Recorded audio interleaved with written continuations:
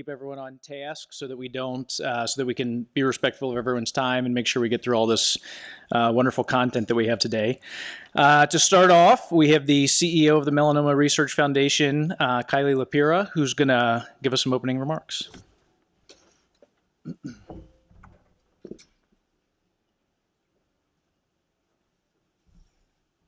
Great. Well, thank you all so much for joining us on a beautiful Saturday morning here in Cleveland. It's so nice to be with you all today. I'm joining you from Washington, D.C., where the Melanoma Research Foundation is based, but we spend a lot of time in Cleveland. And as you see on your tables, there's a postcard for our next event that's happening here in Cleveland in August. It's our Miles for Melanoma 5K event, and we have well over 600 people that attend that event each year. Great community here in Cleveland, and really excited to be bringing back this event in particular. The last time we were here was in 2015, hosting a patient and caregiver symposium. So really thrilled to be back in partnership with Case Western and Cleveland Clinic and all the wonderful physicians and researchers that are here working to support melanoma patients and their families. So really excited to spend time with you today. And I'm just going to take a couple minutes to kind of give you a little bit of insight about who the Melanoma Research Foundation is and what we do. And again, just welcome all of you here in person and our 30 plus participants online who are joining us today. So to kick things off, I want to thank our sponsors. You know, we host a patient symposia series all over the country. We've held 3 this spring, as well as 1 in the rare melanomas, and we'll host 3 in the fall, and 1 particular event for adolescent and young adult patients that I'll talk about in a little bit. But all of these are free, and we support these across the country, and that's because of the generosity of our sponsors. So I want to tell you a little bit about who the Melanoma Research Foundation is. And we were founded about 27 years ago by a patient, and at the time, there were very few treatment options available for metastatic melanoma patients. And a young woman by the name of Diana Ashby was dealing with her 3rd recurrence of metastatic melanoma. And at the time, she was told there were no more treatment options available to her, and unfortunately, there was no research going on in melanoma that would potentially lead to future treatment options for her. And there were no funders in the space. And if any of you know Dr. Michael Atkins, he's at Georgetown in DC, he said melanoma was the cancer that gave cancer a bad name. There was nobody interested in working on it. And she, as a young woman, did not want to take no for an answer, and she started fundraising and brought together her friends and family and raised funds to fund research. So that was how the Melanoma Research Foundation was born. And over time, our mission has evolved. So again, we were really the first private funder in the space outside of the federal government. But as, thank goodness, melanoma drugs continued to evolve and improve and more FDA approvals came down the pike, our mission evolved as well. So our mission is a tripartite one. So we fund research. We funded over $23 million to date in peer-reviewed research to academic institutions all over the United States. We educate patients, caregivers, and the general public on melanoma, and I'll talk a little bit more about that later. And we advocate on issues that impact melanoma patients, both on the state and federal level. And our footprint is national. So I mentioned we're based in DC, but we are in cities all across the United States. We work with advocates all over the country in their own communities, whether we're hosting an event or they're hosting an event to benefit the Melanoma Research Foundation. So I want to talk a little bit about our research grant program. As I always say, we're much more than just the grants that we give out. So I mentioned earlier, we've given out 23 plus million to date since our inception. But one of the really unique things that I think we do, because we put patients at the very center of our work, is we involve patients and caregivers in our grant review process. So we have patients review our grants and provide their insight, because who else could give us feedback other than the person who's receiving melanoma treatment, right? If a research grant makes sense or not. And this is a process that we have open every year. So if you're interested in reviewing research grants, we invite you to please reach out and email us, and we'd love to have you involved in that process and participate in the training and the grant review. We also have scientific initiatives. We've hosted many different workshops over the years in issues ranging from brain metastases to rare disease to adolescent and young adult cancers. Our education program, so you are all experiencing one of our education programs here today, but we also have many more resources available in regards to education. We offer free webinars on different topics. We've animated melanoma patient videos. These are 7 to 10-minute animations that take very big, complex concepts and distill them down to about a 6th grade reading level. And these are free. They're on our website. We share them with physicians. They can show them in their doctor's offices. We have patient and caregiver guides. These are all available free of charge. You can go on our website, melanoma.org, and you can request any amount of education materials. We will mail them to you. You can bring them to your provider's office, to the physicians here today. You can have them in your waiting rooms. They are all free. And then we have special programming on the rare subtypes of melanoma, which includes uveal, mucosal, acral, adolescent, young adult, and pediatric. We also have an Ask the Expert webinar series, and this is where we bring in experts in a particular topic as well as patients, and these are all online. You can register for them, and then they're available on demand after. And we have many, many different topics ranging from diagnosis to treatment to prevention, recent FDA approvals, what that means for patients. And then moving over to advocacy. So I mentioned earlier we advocate on both the state and federal level. Our advocacy program really has 4 main aims. So the first is research. So we advocate for research funding. This is through the Department of Defense, NCI, and NIH. And because of our advocates, just to give you a little bit of education on this, the Department of Defense has a research grant program. And melanoma used to be lumped into rare forms of cancer. So every year, advocates had to go and share their stories, and we had to compete to get funding for melanoma research. And we were with rare pediatric cancers, a stomach cancer. And then because of the melanoma community and our advocacy, we actually got pulled out of that general fund. And melanoma has its own line item now through the Department of Defense.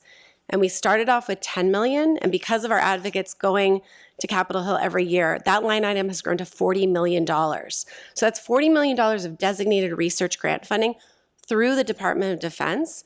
And they have now carve-outs for rare melanomas, and it's really impactful funding. So, and that's all because of our advocates using their voice, sharing their story, and telling lawmakers how important it is to fund melanoma research.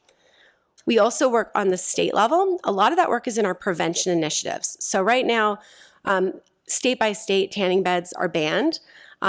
It's very hit or miss. It's very hard to regulate. So we're working with the FDA right now on a federal tanning bed for minors under 18.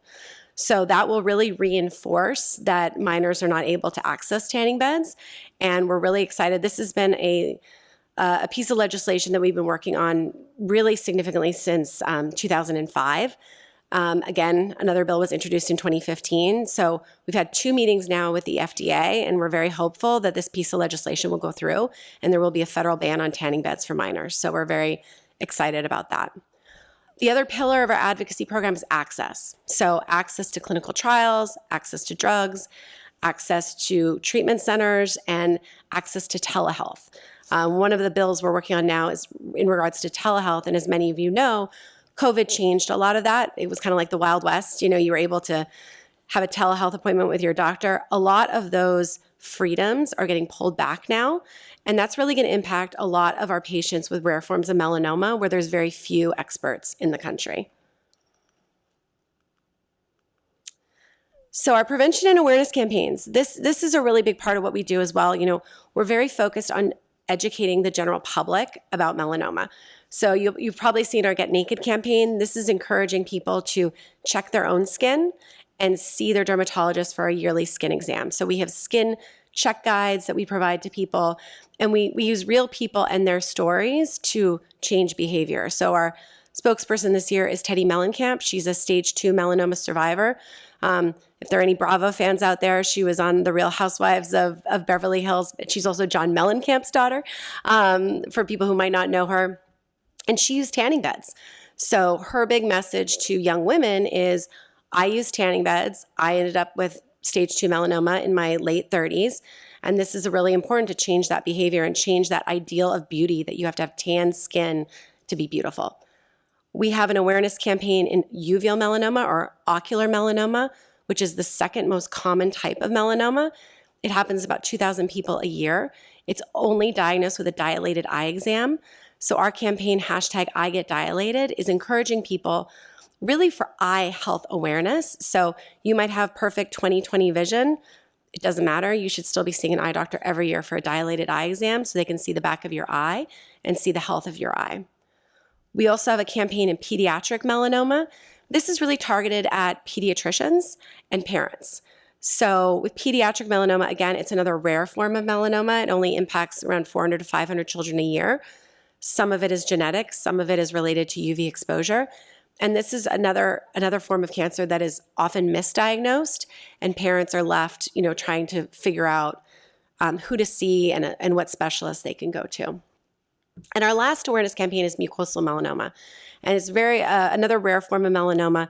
Again, less than 2% of all melanomas that are diagnosed. And it's, as we say, it's found in areas that the sun don't shine. It's found in your mucous membranes. So again, really educating providers that would see those types of mucosal melanoma patients to educate them about the early signs of mucosal melanoma and the resources that are available to those patients. So I wanted to highlight our next upcoming event here in Cleveland, which will be on August 6th. And I hope you all can join us. Patty Popel is the chair of the event. She's here today. I'm sure Patty would love to share with you about how excited we are about this event. It's really amazing to see so many people in the Cleveland area, not just patients and caregivers, but clinicians, local businesses, really all come together to support this community. It's very impactful. We raise over $100,000 every year just from that event to support melanoma research and all the resources that we provide for patients and their loved ones. So you can scan the QR code to register, or you can grab one of those postcards that's on your table today. And then I'm very excited to highlight this event. And Miriam Kadosh, who's here, she's our Director of Education and Patient Engagement. She can talk to anyone who's interested. But especially I want to highlight this for the clinicians, for your patients. This is the first time we're doing an event like this. It's for our adolescent and young adult community. It's in partnership with True North Treks, and we're going to be hosting this at the end of September. It's in Michigan. And this is an opportunity for young adults 18 to 39 to go away for a weekend. We're going to be bringing in specialists to talk to them on everything ranging from nutrition to clinical trials to mental health and wellness. They're going to be hiking. They're going to be with other people who've experienced melanoma in that age range. And again, we kind of think it's a group of people that needs a lot of support. We're going to be talking about fertility, all sorts of things that impact this group. So this is the first time that we're piloting it. We're very excited. So again, for any clinicians here today who have patients in that age group, please let us know. We're piloting it this year with 13 spots. We are paying for transportation. All expenses paid in terms of once they get there. So there's no financial burden for the participants. So again, if you have people who are interested, please talk to me or Miriam or visit our website. And with that, I just want to thank you and ask you to please stay connected with us. We have a lot of resources. You see all of our social media handles there, our website, melanoma.org. Please connect with us. And if you need anything, again, Miriam and I are here today, and we're really thrilled to partner with Case Western and all the wonderful people. They're doing such good things. We're so excited that Dr. Schwartz is here now leading the charge at the Cancer Center, and excited to see all the great things that are gonna come up from the great work that's being done here. So thank you so much.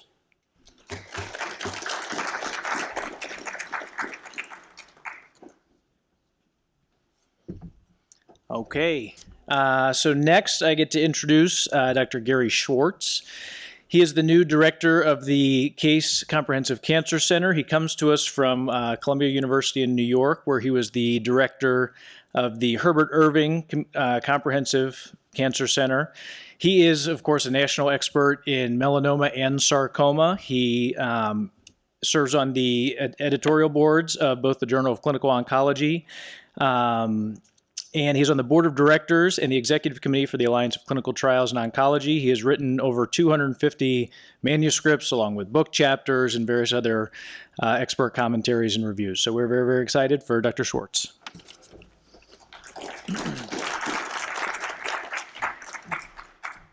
Well, thank you very much, and thank you for everybody coming out on this beautiful Saturday morning in Cleveland. And thank you for the Melanoma Research Foundation for your work. It is extraordinary what you bring to patients with melanoma, what you offer both young adults and more senior people, as well as children across tumor types. And thank you for coming to Cleveland. First, I'm delighted to be here. I just want to give a little bit of a background about me and us. So a little bit about who I represent and what the CASE Comprehensive Cancer Center is all about. CASE is, in fact, one of 72 NCI-designated cancer centers throughout essentially most of the United States, 36 states and District of Columbia. But the unique aspect of CASE is that we have a special designation of comprehensive. And comprehensive means that we really take care of all patients with all types of cancers. And it doesn't matter what their socioeconomic status is. We welcome everybody to our cancer center and to the care offered by a consortium of cancer hospitals, both at the Cleveland Clinic, the Taussig, and University Hospital, the Seidman. And the cancer center, in a sense, comprises all the cancer research, both the basic science and the translational medicine that takes place at both hospitals and both cancer programs under the umbrella of the Cancer Center. This is a very unique designation. In fact, my predecessor, Stan Gerson, 7 years ago, when they had the last review of the Cancer Center, used to be the Cancer Center is reviewed on a ranking scale of poor, which very few get occasionally, good, very good, excellent, outstanding. And then 7 years ago, the NCI added another designation called exceptional. They never had one before.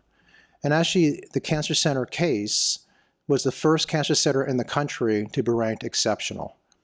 And very few other centers have achieved the exceptional ranking. So as a result of that, instead of every 5 years, we actually have another 2 years to be reviewed. But it does reflect the quality of care offered by clinicians within the Cancer Center, both Cleveland Clinic and University Hospital, and the outstanding science and the translational medicine that takes place within these walls. And I'm just so honored to follow in the footsteps of Stan Gerson and honored to be here as his new director. It is an extraordinary thing to happen to any individual in cancer medicine to really step in as a Cancer Center director. And above all, to be the Cancer Center director of CASE is truly an extraordinary opportunity to me. So I can't tell you how lucky I am. I wake up every morning and pinch myself, this really is happening. I walked across the campus today and said, wow, this is really, really incredible. So I want to thank everybody for making this possible for me. And I'm just so delighted to be here this morning to share some of the things I've been involved with over the past several years with you. So here's a history. I sort of reviewed that, but this is a tradition that goes back to 1987 as a cancer center, starting with Nate Berger, and then Dr. Wilson, most recently Stan Gerson, who's now, in fact, the dean of the medical school.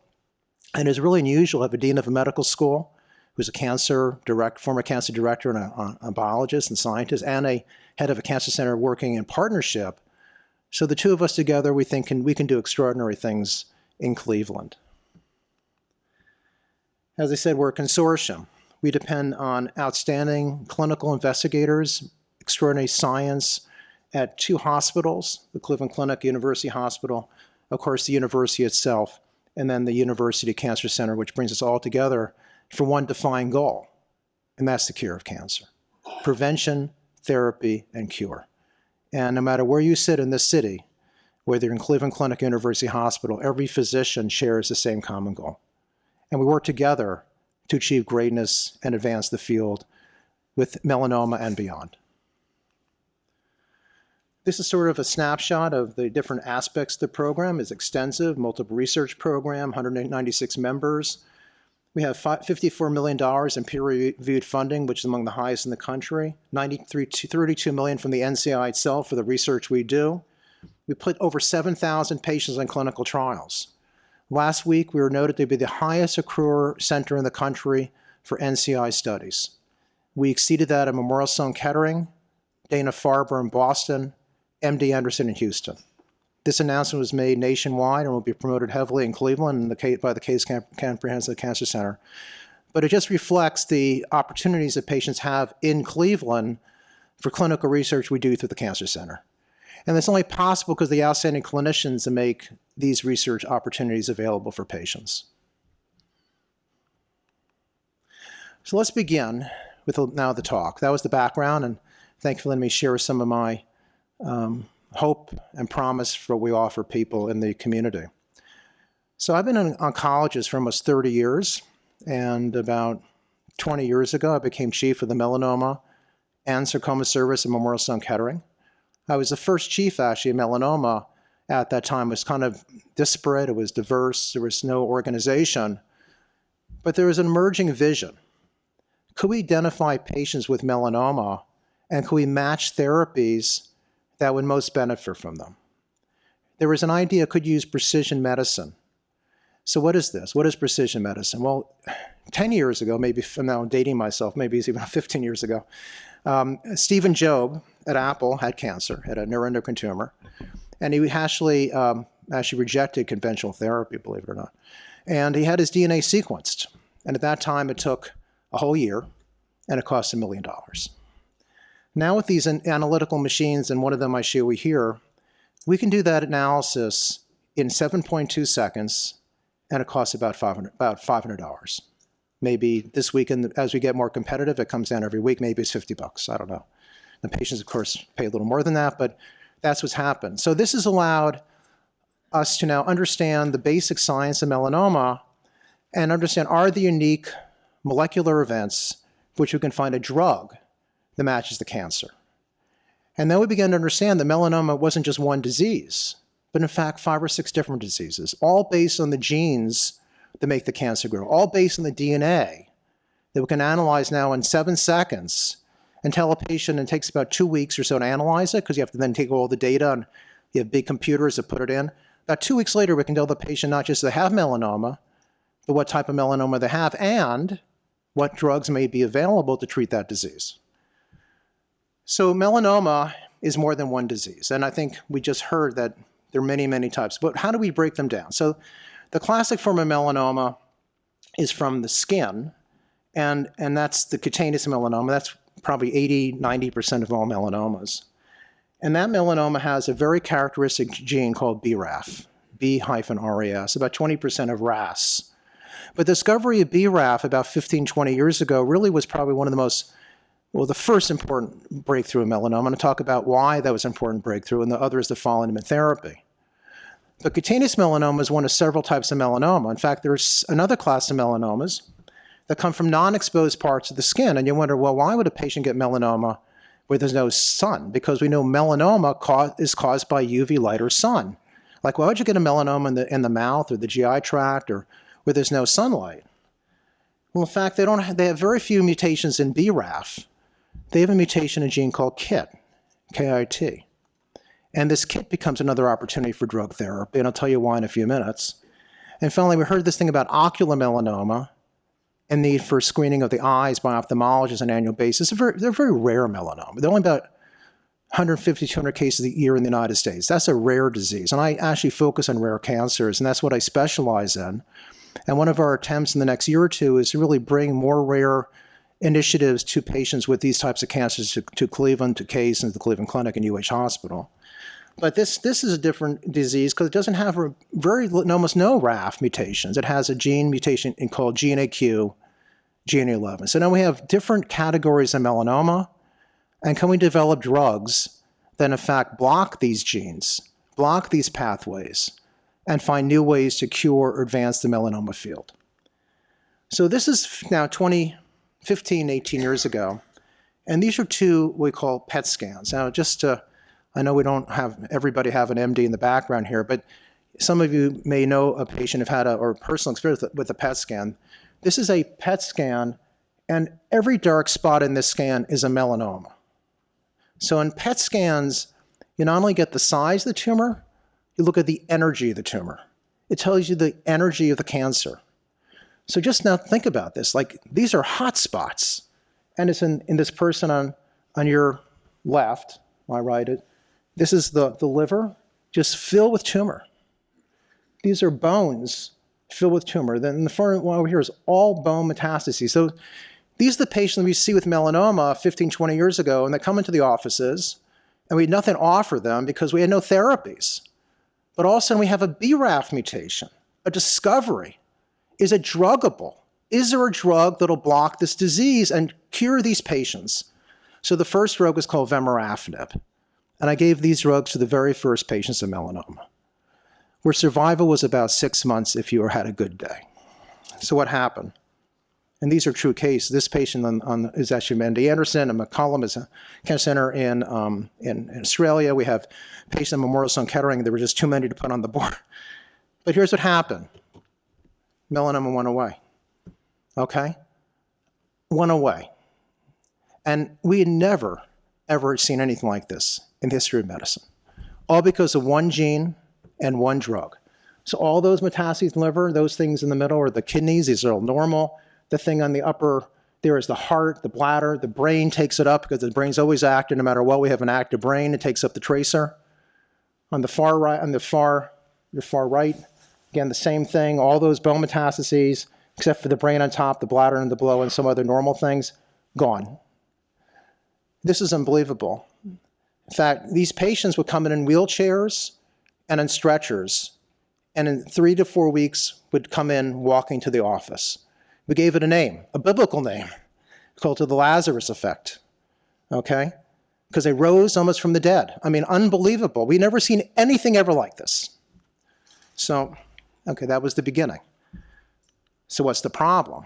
Well, the problem was at about 6 months, this is that man I saw you on the far left, on the right, and this is the skin. And what happened was, all of a sudden they came back.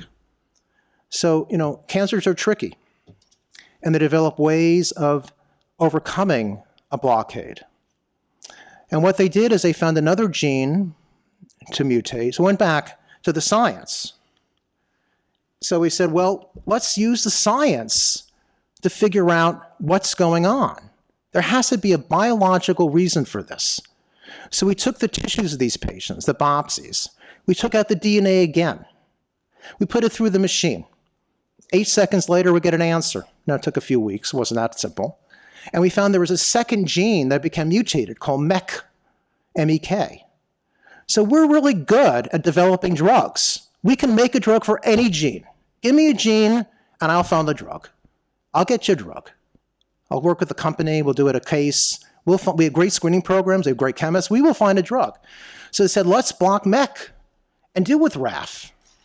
And all of a sudden, we are curing those patients again. So now we have doublets. No one ever gets just the BRAF inhibitor. They get a RAF plus a MEK inhibitor based on the discovery that MEK was now the activated gene. MEK plus RAF was better than RAF, yes. Oh, jeez, I got to move fast. Okay, now I'm right behind. I thought you were waving high. Increases curability. I got slow. I'm sorry. I love this stuff. I hope I'm trying to show my passion for it. Okay. So, let's go right I'm there. Give me 7. Okay. So what about the ones from the non-exposed parts of the body? What about KIT? KIT, another gene. Can we block it? Well, there's a drug called Gleevec, and I know this drug is used in sarcoma, another disease I treat called GIST. So I said one day, let's use this drug to block KIT. Had never been done before. But we actually had to first find if KIT was present. So we did a genomics. We took all the patients with these non-sun exposed melanomas, put them in the machine, and actually showed that this gene was actually present. No one had ever really done that before. And for these non-sun exposed melanomas, about 20-25%, depending on where the site was. So that was the first step. We first had to prove it really happened. So there was all the sequencing. Then I said, take the drug. Let's take it. Well, here's one. Here's our first patient. Patient number 1 is always the luckiest. And there's a melanoma under the toenail. So see that thing up there? The very bottom, that foot sticking out there? That's melanoma in your toenail. You shouldn't get melanoma in your toenail. That has a KIT mutation, not a RAF mutation. No sunshine through the toenail. We gave the patient Gleevec, imatinib, and within a matter of a month, all those hot spots are gone. By 3 months, they're still gone, even better. We saw a little pigmentation on the skin. We wondered what was going on. Was the melanoma really in remission? So what was left behind was actually the pigmentation was left. The melanin is a pigment, was in the skin, but no cancer. 2 years later, 3 years later, this patient still cured cancer. The impact of genomics, matching to a drug, curing cancer. This is 10 years ago. I'm going to skip uveal melanoma because we made great. I'm just going to take 2 minutes on immunotherapy because I can't go away without talking about this. I was there at the very beginning, okay? The first patient. Jim Allison and Memorial Sloan Kettering had discovered this pathway. So how does immunotherapy work? There's a cell called the T cell. It's a cancer-fighting cell of the body. Everybody has a T cell. But unfortunately, over the evolution of man, the T cell was put to sleep. Now, why would it be put to sleep? Well, we can talk about the ideology and religion and philosophy, I don't know, but it was put to sleep. And the reason it was put to sleep, there are two proteins on the T cell. One's called CTLA4 and one's called PD-1. And they're off. They're in the off position. And what they are is like an immune brake. And we call these immune brakes. They stop the T cell from being activated, like a stop sign, a stoplight. Your foot's not on the brake. But what happened was you developed drugs that actually released the brake. One was called Yervoy, ipilimumab, and there are two of them for the PD-1 checkpoint. Now there are many. One's called nivolumab, one's called pembrolizumab, one's called Keytruda, and one's called Botivo. You knew them, and they're advertised every night on TV now. And these are drugs that release the brake. They turn the brake on. They turn the brake off. So now we have a brake release, and the T cell is activated. Like the car. I love car images. So there's a car. It's going forward. That's what it does. So this was a major breakthrough. It got Jim Allison the Nobel Prize 15 years ago and became probably the biggest breakthrough in cancer medicine, not just in melanoma, in 100 years. It has changed everything. Has it changed everything? Well, this is one of the first patients treated. And this is what melanoma used to look like 15, 20 years ago. This is a patient with melanoma in the back. And at week 12, this patient's on Yervoy.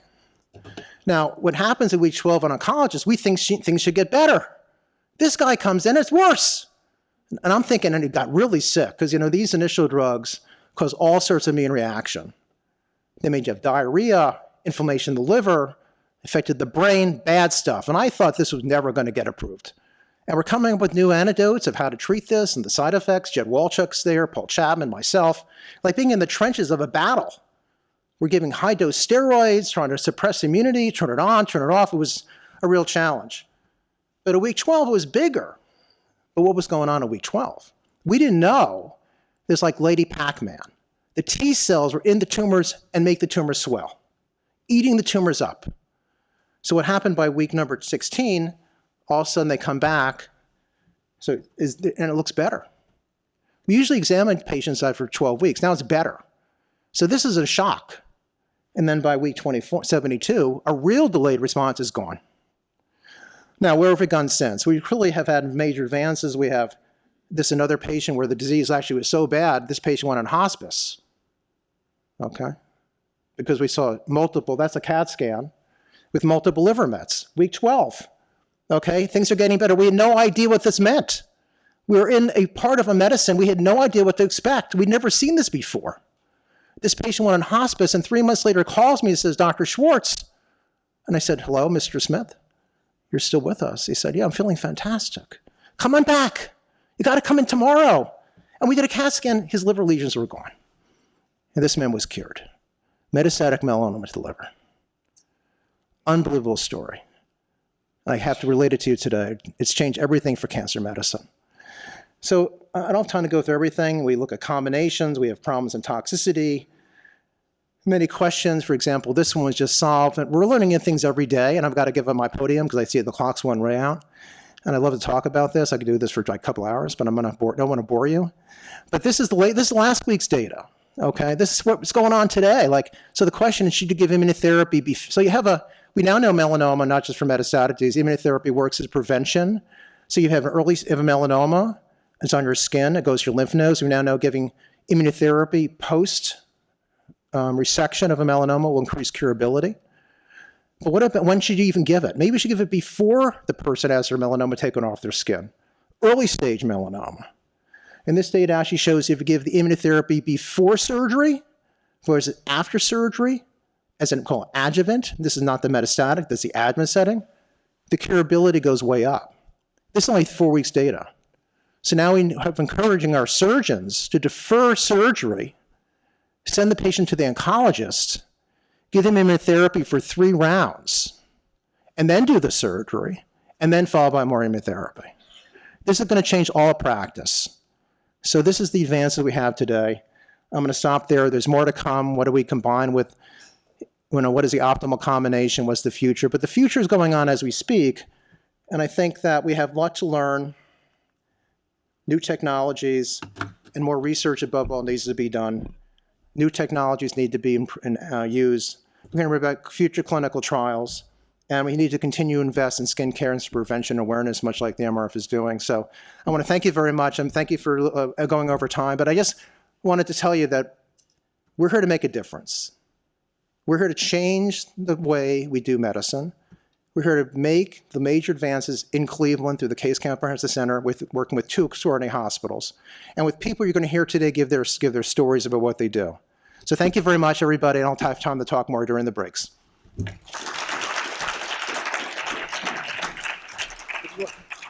Dr. Schwartz, if you want to wait, we can see if there's any questions, but also anyone we're live streaming, we're Zooming right now. So anyone who's at home who has questions, you can type into the chat, and we can read those off and answer any questions. Any questions for Dr. Schwartz?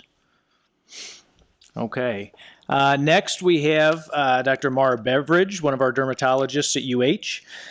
She's an assistant professor at Case Western, and she is the director of melanoma surveillance at the Cleveland Medical Center and the director of supportive oncodermatology also at CMC. So, thank you. All right. Hi, good morning. Okay, so for today's talk, I want to focus on 3 main things: the role of the dermatologist, signs of melanoma on the skin, and melanoma risk factors and prevention. All right, the role of the dermatologist. So the dermatologist, the reason is to do routine skin checks. So when you've been diagnosed with melanoma, you'll have skin checks every 3 to 12 months, depending on the stage of melanoma. And the purpose of these skin checks are to detect recurrent or metastatic melanoma in its earliest stages, to detect a second melanoma. About 1 to 8% of patients can develop a second melanoma over time. To look for other skin cancers, patients with one skin cancer at higher risk for another type of skin cancer as well, especially if it's sun-related. Skin reactions and toxicities to treatment. So patients with advanced melanoma can be treated with the medications that Dr. Schwartz was talking about, and especially with the immunotherapy, depending on exactly which one, about 50% of patients can have skin toxicities to their therapy. So having a relationship with a dermatologist can help with that.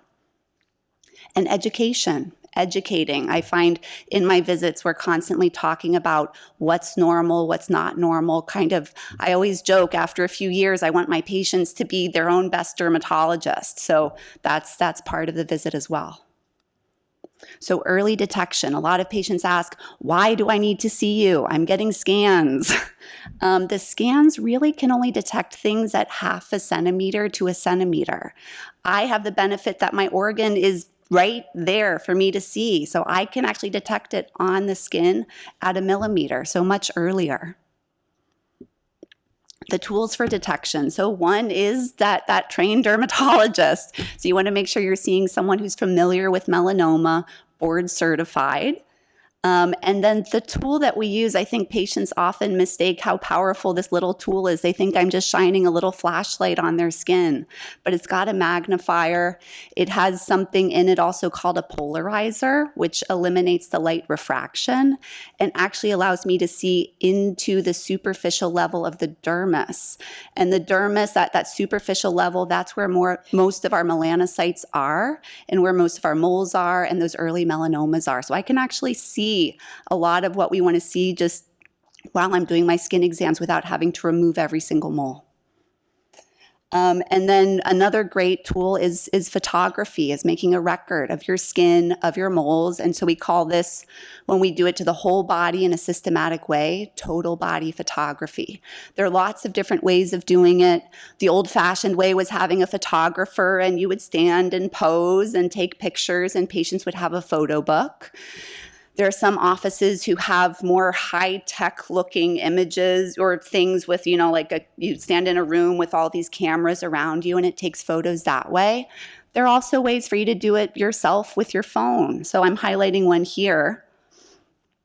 This is free. It's provided by OHSU, the Oregon Health Sciences University. They do a lot of great melanoma research, and the app guides you through how to take systematic photos of your entire body. So you need a friend to help. You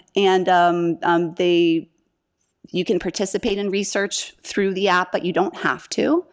And it also, the app warns you, it's not going to alert you to a suspicious mole, but it's just a good record. And I like the phone-based apps because everyone always has their phone. Patients are always bringing their phone into the office, so then I can use it too. And then the patient also has that for themselves at home to just check themselves and kind of use it for their own self-checks. All right, so what are you looking for?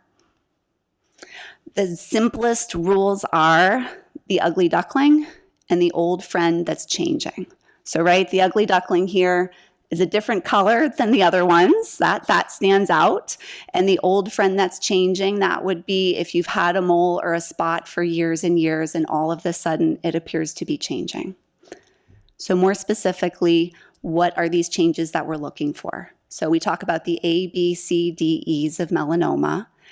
A stands for asymmetry. So you can see in this top one, the top part is, or that kind of top right part is different from the rest of it. You can't draw a line of symmetry anywhere here in this lesion, so that's abnormal. B is for border. So moles, we want them to have a nice smooth border. And this one, if you try to trace your finger on the edge of it, you realize you're kind of going in a jagged pattern. That makes us a little bit suspicious. C stands for color. We want the mole to just really have 1 or 2 shades of brown. And if you look at this one, I see light brown, I see medium brown, I see dark brown, I see something that almost looks black, I see something that almost looks white. That's way too many colors in one spot, and that makes me suspicious as well. D stands for diameter. Most melanomas are more than 6 millimeters in diameter, or the top of a pencil eraser, or if people don't have pencils anymore, I say the top of a click point pen. And then E for evolution. So something that's growing, changing, evolving. Again, that old friend that's changing. So these are pictures of friendly moles. So most moles will be either just completely brown, completely pink, or two-toned. So those 2 shades of brown that we talked about. And as you can see, these friendly moles, they're either circular or oval shaped, nice, even, smooth borders. And you can draw 1 or 2 lines of symmetry through them. They're also eclipse and targetoid moles. The eclipse ones have a thin rim of darker or lighter color around them. The target looks more like a bullseye. These are less common, but also benign patterns. And then this is what your dermatologist is looking at under that dermatoscope, that tool that we were talking about. So the pattern on the left is my favorite pattern to see. It's called reticulated, which means lacy or net-like, and that's a nice, stable pattern. That means that mole isn't changing. It's been like that for a long time, and when I see that, I usually kind of check with the patient, right? This mole's been staying like that. Oh, yeah, good, okay. The middle one is a globular pattern. So if you see those darker dots around the edge or the periphery, that one might make me nervous, might not. Kind of depends on the age of the patient. Someone younger, their moles are still developing and growing. So this one here, it's symmetrical. The globules are all evenly around the sides. So if this was a teenager, I'd say, yeah, this is probably normal, but let's watch it. If I saw this in a 60-year-old, I'd be a lot more nervous. 60-year-olds shouldn't be getting new moles anymore. And then the mixed pattern, that one's tricky. This mixed pattern we can see in atypical moles, and we can also see it in moles that are early melanomas or going to be turning into a melanoma. So this would be one where I would say we should either take it off and look under the microscope, or I can take pictures at this high quality. I can take a picture through that dermatoscope and then say, okay, we need to watch this one a little bit more closely. Come back in 3 to 6 months and let's keep a close eye, and then we can see really, really early changes. All right, so what are the risk factors? What can we do to prevent? This is a busy looking slide, but bear with me. So the biggest risk factors are here on the left.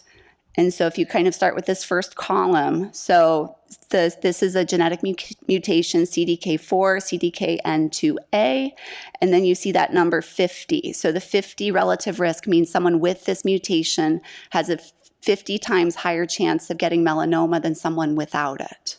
So you see all the highest bars are in this hereditary melanoma category. So if you have this mutation, if you have a parent who's had multiple melanomas, if you've had melanoma before, if you have 2 first-degree relatives with melanoma or 1 first-degree relative with melanoma, these are the things that can really increase your risk. The other things that I really look for are my patients who have a lot of moles and a lot of atypical moles. And so these next 2 categories, each of those bars is kind of moving in numbers of 20 for the numbers of moles. And then the atypical moles is just 1, 2, 3, 4, 5.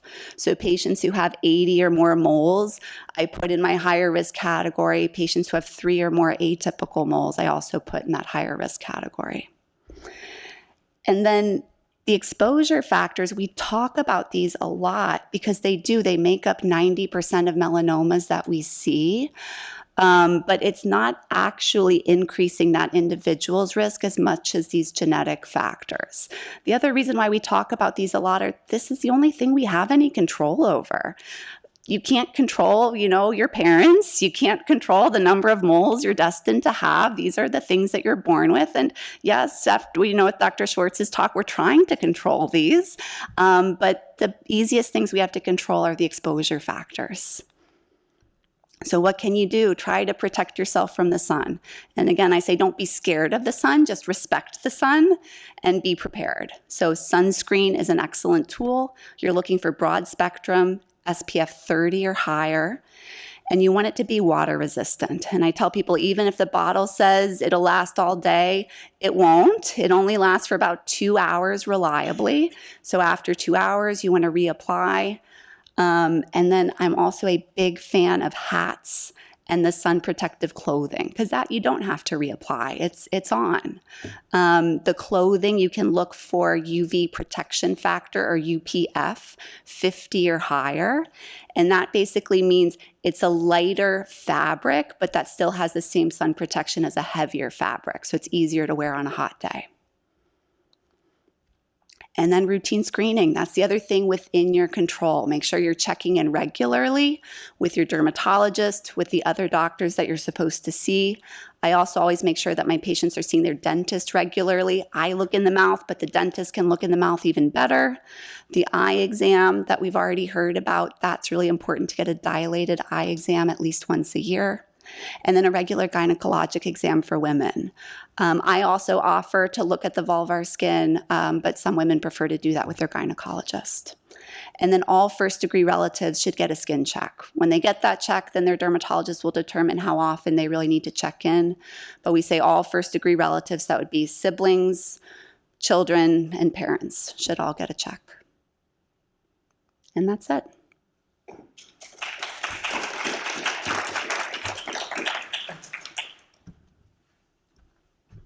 Any questions? For Dr. Beveridge?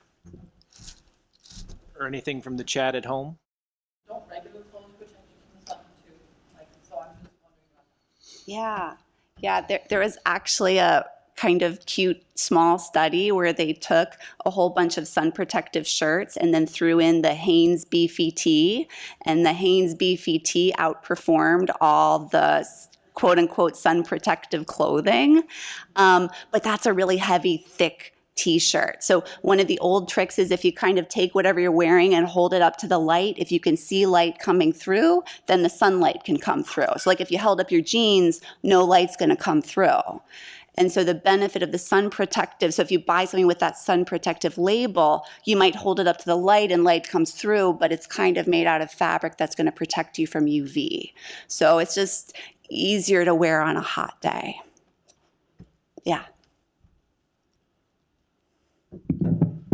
I'm interested about this picture behind the eye that our, eye doctor suggests on a regular basis, which is not covered by insurance, at least in our case. How does it work, and why do we detect it? We might detect melanoma through a picture of the eye, if that's true. Is that true? Getting a dilated eye exam? Yeah, and then a picture behind the eye. That's how the eye doctor qualifies that. I'm not sure what you mean by the picture behind the eye. So they in addition to dilating the eye, Yeah, they also use a machine, right? Oh, okay. Yeah, that might be, I'm sorry, I'm not an ophthalmologist. Yes. But I know at a minimum, we just want people to get a dilated eye exam so they can visualize the retina and see it. My understanding is that should be covered by insurance. This picture behind might be another kind of even more sensitive or specific test, and I don't know that much about that. Okay. UV melanoma is a really rare disease. It's scary, right? Getting melanoma in the back of your eye. You can see your skin, but you can't see the back of your eye. So this develops in the sclera. I mean, you see, if you look in the eye, in the back of the eye, in the retinal area, very rare disease. There often can be familial patterns of this disease where you'll see clusters and families. We don't understand exactly an area we need research. I think genetics of, we're going to hear Dr. Funchines talk about genetics of cancer. I don't know if she's going to talk about UV melanoma, but I think just a routine eye exam should be sufficient to pick it up. I don't think you need anything special. It starts out as a mole. You know, you get a mole in your skin, you get a mole in the back of your eye. That's the problem. So it's often picked up in routine exam as a mole, and the ophthalmologist will follow these. Now, the problem is that sometimes these moles just stay moles. We know it on the skin. But sometimes the moles can transform to a cancer. So that's where we really need the ophthalmologist to be aggressively following these patients. In Cleveland, we actually have one of the biggest UV melanoma programs in the country. We have one of the biggest surgeons at Cleveland Clinic who does melanoma surgery in the eye. One of my interests, and I didn't have time to talk about it, I have a whole lab program at Case that'll be set up in Case devoted to this type of melanoma. My focus is on rare forms of melanoma, and UV melanoma comes under that. So we've made some big breakthroughs in this disease. There's a recent drug approved for UV melanoma. It's an immunotherapy, and it's actually helping a lot of patients, but the disease, we need a lot of work to do on. So very infrequent, but a routine eye exam should pick it up. And there's no association between skin melanoma and eye melanoma. So if you're at risk for skin melanoma, doesn't mean eye melanoma is an increased risk. But again, routine examination should pick it up, if that answers the question. I had a question too. So my wife comes from a very fair Irish background, and she puts like SPF 100 on all the kids at 8 p.m. like when they go outside, and I'm more of the, well, maybe we'll do SPF 21. But you said SPF 30. So how do you think about, what do you advise patients on how to pick from that massive wall of sunscreen sprays and lotions and things? Yeah, the short answer is the sunscreen you should buy is the sunscreen you're actually going to put on your skin, because there are all different ones, and probably the quote-unquote best ones are the mineral ones. So with zinc oxide, titanium dioxide, they block more of the UV, but they're thicker. They're harder to put on, and so if you look at that bottle and you're like, I don't want to put that on, then that's not the right sunscreen for you. So I in my house, we have kind of like a bucket by the door. So we've got the mineral, we've got the non-mineral, we've got the spray, we've got the stick. And that way everyone can kind of pick what they want to put on. And we've got the sun shirts and we've got the sun hats. So I'm a fan of just having lots of tools. And that way you kind of try what you like, see what you like. And again, they're depending on what I'm wearing or what I'm doing, I might want to use a different tool. I think I saw some more hands. The powder sunblock? Yeah, powder is actually great. I think a lot of women in particular like it for reapplying.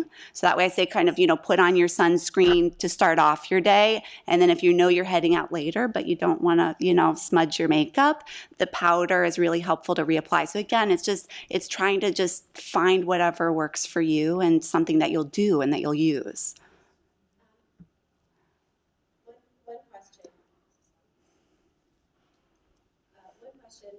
That we get quite frequently at the Melanoma Research Foundation is a lot of questions around babies and sunscreen. Yeah. And what pediatricians tell you versus what you can actually do. Is there some insight that you can give on that in terms of protecting babies because their skin is so fragile? Yeah. So they say don't put sunscreen on babies under 6 months, and a lot of that is just temperature regulation. It's kind of like your baby shouldn't be in the sun. So that's why kind of you just don't even need the sunscreen because they can't handle being out in direct sunlight because they're just still too little to regulate their temperature well enough. And then after that, it's the mineral sunscreen. And as a parent of 2 small children, I think a lot of it comes from we do for our children what we should probably be doing for ourselves, but we don't like it. So like I said, the mineral sunscreen is the best.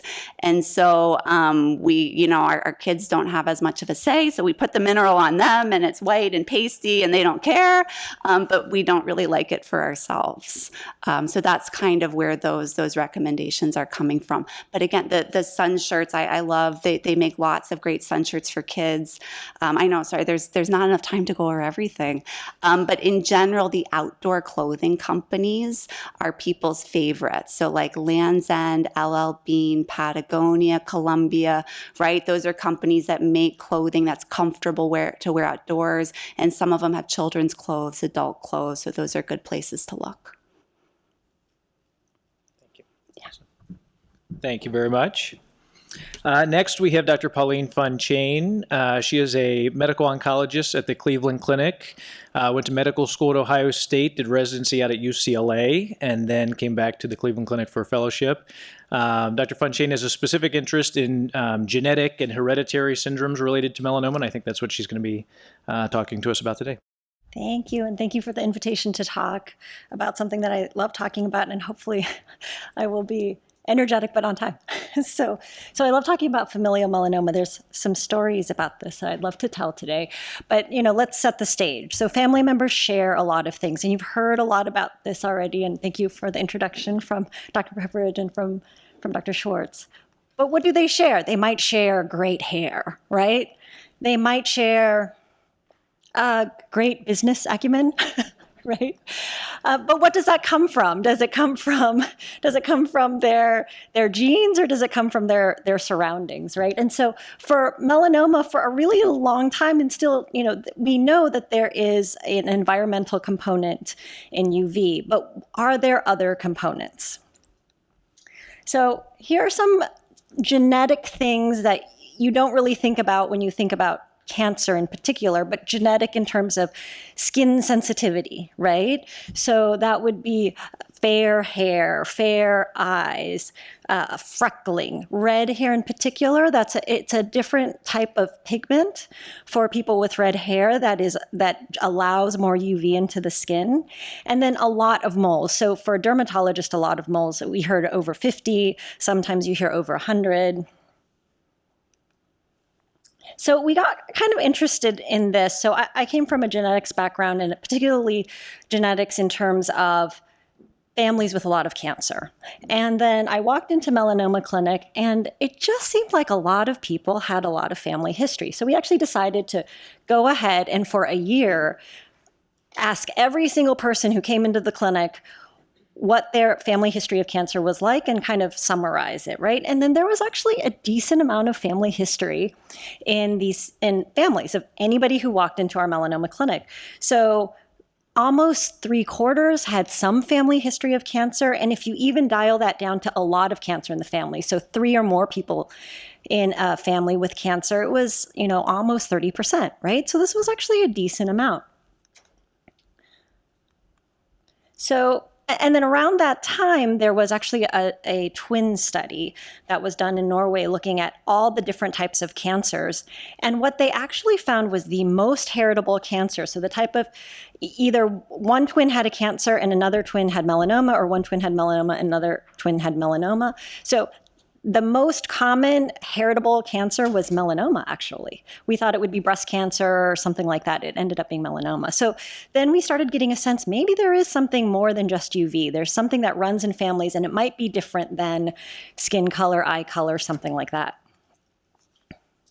So this is a little bit more about what we at the time knew about familial melanoma. At the time, we knew this gene called CDKN2A. This was mentioned in Dr. Beveridge's talk last, and it has a very, very strong what we call penetrance. So when it runs in a family, a lot of people in the family have melanoma. You can see this is what we call a pedigree.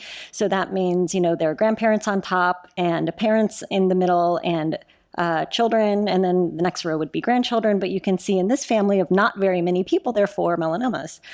There are a couple of other more rare cancers involved, pancreatic cancer, brain tumors, but this is pretty much what we knew about familial melanoma at the time. A couple of other genes that are much more rare. So at this time, So at this time, I was young staff. I got interviewed by Cure. You all know Cure, that the patient advocacy magazine. So I had just walked out of training in cancer genetics, so in familial cancers, and they had asked me about familial melanoma. So I said what I normally say about any kind of familial cancer. Of course you want to know, and of course you want to test. You can save lives, right? So unbeknownst to me, they had interviewed some pretty prominent members of the melanoma community, and who had said, well, melanoma is extremely rare. Most of it's sporadic. Another one had said, it doesn't help patients. If you find it, you're just going to tell their family members to get checked for melanoma. And that's what we do anyway. All first-degree relatives must be checked have frequent skin checks, right? And then there was me, brand new staff, that said, oh yeah, of course we look for genes, right? So this came out. I saw their quotes next to mine, and I thought, oh, my career in melanoma is over, right? And I avoided these folks whenever I could, running away, hoping they had never seen this. But I tell this story a lot to young staff. I want them to know, when you have a good idea, chase it. But also, in this crowd, what I want to say is, so what you're going to hear next is data that came from a patient request. Okay, so patients kept asking Cure, we want to hear about melanomas that run in families. I kept hearing in clinic, what is my risk? I'm so worried about my children, right? And so what you say to us can really change science, okay? And what you say to a group like MRF can really get balls moving. So if you have that question, and I will say there are people in the room and on the line who have inspired more science, not just this project. And there are publications that I can really attribute to patients asking questions. So always ask the questions. So that's a story. This is why I want to tell the story today. I will say I now know these people, and they're wonderful, brilliant. I'm still scared of them, to be honest, but so this is what we saw in that year of asking everyone who came to clinic what their family history looked like. And it wasn't a traditional, the traditional things we see are breast and ovarian, colorectal cancer and pancreatic cancer. And this was kind of funny tumors, papillary thyroid cancer, chromophobe, renal cell carcinoma, very rare cancer, jaw cancer, but maybe smokers. So we didn't totally know what was going on. So we decided, look, so actually, because of that article, I said the only way, clearly there is a thought process that's already in the field, and the only way I would ever know if what I'm saying, what I see in clinic is true, is to actually ask the question and start testing families, right? So we had families like this that we tested, and this actually did end up being a family with something called a CHEK2 mutation. So we started this family melanoma registry. And I also want to say the other part of you being here today or being on the line is that this project, as you note, kind of went against the grain in terms of what was known in melanoma. So what the people who ended up finally funding it were a family in Cleveland, the Gross family, and they were very excited about a project that had to do with families. They have very strong family values. So we did name this registry after the family. And so what we did was we said, look, there are things that look more suspicious for something that runs in a family. So we called it 2 or more melanomas, 2 or more cancers, one of the cancers being melanoma, a person with melanoma and another cancer. So we made some sort of rough guidelines about who we might test. And then, so we just presented this last year, and hopefully will be out soon, but we had 400 different families essentially here. And in those 400 families, with those criteria that you just saw, 15%, so about 1 in 7, had carried a gene that increases the risk of cancer in their families. And some of the genes were genes we had already heard about, but some of the genes we didn't know were associated with melanoma. Now we'll have to do more work to prove that is actually the true association. But this is what we started to see. Okay. We also started to see that it turned out that melanomas, the way we thought about this before was lots of melanoma in a family, but it turns out it's actually melanoma and other cancers in a family that were the things that most commonly predicted for something that ran in the family. So melanoma and breast cancer, melanoma and prostate cancer, something like that. We also then looked at not just our set, but we looked at some data sets that were already out there, and we started seeing similar numbers if we started using that broad set of genes that we used in our study. And so we started saying, wait a minute, maybe there is really something to melanomas or sort of the risk of cancer running in families with people who have melanoma. And we also found, and so here's our part, not just skin cancer, but we also looked at families with mucosal melanoma, with uveal melanoma, and we did find that there were genes, mutations that were running through these families also. And we really actually, up until this point, really haven't known a lot about mucosal melanomas running in families at all. And uveal melanoma, just really we knew about BAP1 and BRCA. So you'll see in bold here are the ones that are potentially new associations. So now we have a lot of, we've answered a question, we have a whole lot more, but there are a lot of interesting things here. Maybe there are new genes, maybe there are new things we need to be looking for. I'm going to skip this. And the other thing that we found is that some of these genes actually, almost half of the genes that ran in families, the gene changes, were in something called HRD, which is actually a genetic change for which there are drugs that we don't use in melanoma, but we do use in breast, ovarian, and prostate cancer and pancreatic. So now we're starting to think maybe this is pointing us to potential other drugs we could use. So this really, we were really happy about this research. I think we really tried to design this to be patient-centered. We wanted to, we'll take your blood, and thank you for that, but we will also like to give you information that may help you and your family. So I really hope that we start designing a lot more studies where it's interactive. It's not just give blood and never hear about it again. So we were really proud of this. So I guess the other sort of patient-centered theme is there's a lot you can do to help move the field forward just by being here, by asking questions, and participating when it's appropriate. So why does it help to diagnose these things? So this is a short course in genetics. I feel like everyone needs to know this. All of our docs need to go through this, and you get a special peek at it too. So some of you may know Angelina Jolie. Angelina Jolie's mother died in her 40s of ovarian cancer. And Angelina Jolie herself got diagnosed with breast cancer in her early 40s also. So Angelina Jolie got tested, and it turns out she is a BRCA1 carrier that's associated with early onset breast and ovarian cancer.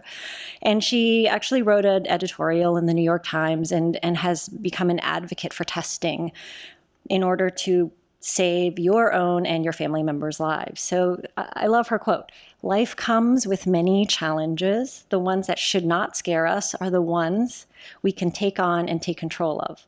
So this is just, this is a situation where knowledge is a little scary, but it's also power. It's the ability to prevent, to diagnose early, and even in some cases to choose the right treatment.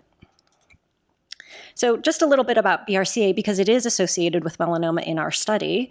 So it's I wouldn't say unusual, but it happens in the general population somewhere between 1 to 800, 1 to 300, a little bit more common in the Ashkenazi Jewish population. And there's been a conversation about whether all folks of Ashkenazi Jewish heritage should just go ahead and get tested. And most people in the genetics community would lean, if you're comfortable with the knowledge, go ahead and test. It's an increased risk for ovarian cancer, breast cancer, prostate cancer, male breast cancer, and also increases the risk for melanoma. But the important thing to remember is just because somebody carries a gene does not mean you are guaranteed to get cancer. So even the highest risk of cancer in the BRCA families is a risk of of breast cancer that is 85%. So that means that not everyone who carries the gene will get breast cancer. And the risk for ovarian cancer for BRCA2 is about 27%, which means most people won't get ovarian cancer, not even a third will, right? So it's not a automatic, you have the gene, you will get cancer, right? So that's another important thing to know. And so it's scary knowledge to know, but how does it help? So all of these things for families or people who are BRCA carriers are things people can do or test that can either diagnose, you can see the top three, prevent, so surgeries can actually prevent or almost totally prevent, and there are certain things that can catch cancers early, right? There are even medications you can use to decrease your risk of breast or ovarian cancer. So this is where knowledge is power. So again, once you know once there is knowledge of something that runs in the family, you can do surveillance. So in melanoma, of course, annual skin exams, you already would be doing that with a diagnosis of melanoma. But if there is a gene that runs in a family that involves other cancers, then there are other testing that can be done. In family members who's never had any cancer or melanoma, this may encourage those family members to get skin cancers. And what we found in the genetics world is the knowledge of something running in the family. Sometimes you have to get a skin exam. Let's say red hair runs in your family and you really should be getting a skin exam every year. Not everyone does it. But when there's a gene that runs in the family, it's a little bit more motivation. And we've actually seen that bear out in multiple studies. And then there are people who will test negative, and that can be very reassuring. Look, your sister has this, your mother has this, but you've tested and you don't. It doesn't mean that you would never ever get cancer, right? It's this general population risk, but these are nice things to know. All right. So very quickly about genetic counseling and testing. So if somebody in your family were to be diagnosed or you were to be diagnosed, what does that mean? So genetic counselors are wonderful, wonderful people, a wonderful profession. We don't have enough of them. If you have young people in your family who are interested in genetics, I would highly encourage them to enter the field. But what do? They look at your medical history. They draw out a family tree, like you saw before, the circles and the squares. They also can educate. They love answering questions about cancer in general. And if they find that the family tree is suspicious enough, they will offer testing. And then you can go get it's usually a blood draw, but nowadays it's become more and more saliva-based testing. And then after the testing, whether it's positive or negative, they can give a person information. They often, in someone who tests positive, will give you a whole pamphlet of information along with the family tree and give you 10 copies so you can give it to your relatives. You don't have to remember everything they said, and it will all be drawn out. Who should test, what it means, and what are the risks. And another important thing to know about genetic testing, and this is there's more genetic testing than just the stuff that runs in families. And these are, and all genetic testing, whether it's testing of a cancer or testing of a familial trait, can have 3 different consequences, right? It can be positive, which means there is an increased risk for cancer. It can be negative, so the risk is now the general population risk. Or it can be something we call a VUS. That's a gray zone. We don't really know yet. Science isn't there yet. But I will tell you the majority of these, at least in familial cancers, the majority of these actually will become benign. So they'll become nothing. So these are important things to know, and I will tell you, not every doctor gets it right. So this is why I always include this slide. So in summary, melanomas do run in families. I think knowing about familial risk for cancer is helpful, not just to a person, and hopefully as we progress this science, it will actually open up therapies, but it is also helpful to save family members' lives. I think most of us like our families and care, right? Most of us do. So if you see melanoma and other cancers in the family, I would recommend a genetic counseling appointment. Once we get our data published, I think it will be out there for all of the genetic counselors to know. But certainly I'd love to take any questions.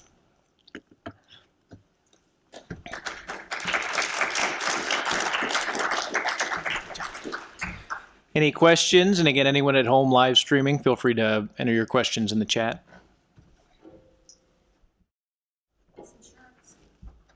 Does insurance cover genetic testing if you have a family member? So depends on the family history. So certain family histories, and it depends on the insurance also, but certain family histories are clear. It's all in the guidelines and it's covered. And even if it wasn't covered, you know, your health practitioner can make a really good argument. I think for melanoma, it's still in the gray zone. This is all new data. We're trying to get it published as quickly as we can so it's out there so people can say, look, it's out there. And what we'd really like to do with this is change the guidelines. So if it's in the guidelines, because right now I'll tell you the guidelines are vaguish. They really look for CDKN2A, which is lots of melanomas in a family, but it's softer on other things. So that's what we are hoping to change in the next couple of years. I will say genetic counselors are very, very resourceful individuals. If they feel like someone needs testing, they will find a way. So in genetic testing, if we're talking about testing for family traits, there are multiple companies. They all have different ways they reimburse. So genetic counselors have been known to say, in this state, with this company, I can do this. And so you'll find that they're more savvy about billing and reimbursement than your average doc. Can the insurance company use the results Against you. yeah. Oh, yes. So that we get asked that all the time. That is a fantastic question. So, for the most part, no. There is legislature. So there's an act called GINA, the Genetic Information Non-Discrimination Act. So that law says that your employer health insurance and disability insurance cannot discriminate against you for genetic information. Now, I will say that life insurance can be a little tricky, but in general, people who are doing this testing have had a diagnosis of cancer. And if you already have a diagnosis of cancer, that's going to change your life insurance much more than this test. Now, that becomes a little bit different if, let's say, your sister is a person who has cancer, she got tested, she has something, now you want to get tested, you're 25, right? It can be a little bit more tricky there. But at the same time, I will tell you the issues with insurance come up much less frequently than you would expect. But genetic counselors, again, great resources for that. So you probably already answered this in one of your slides. So 3 daughters, 1 mother.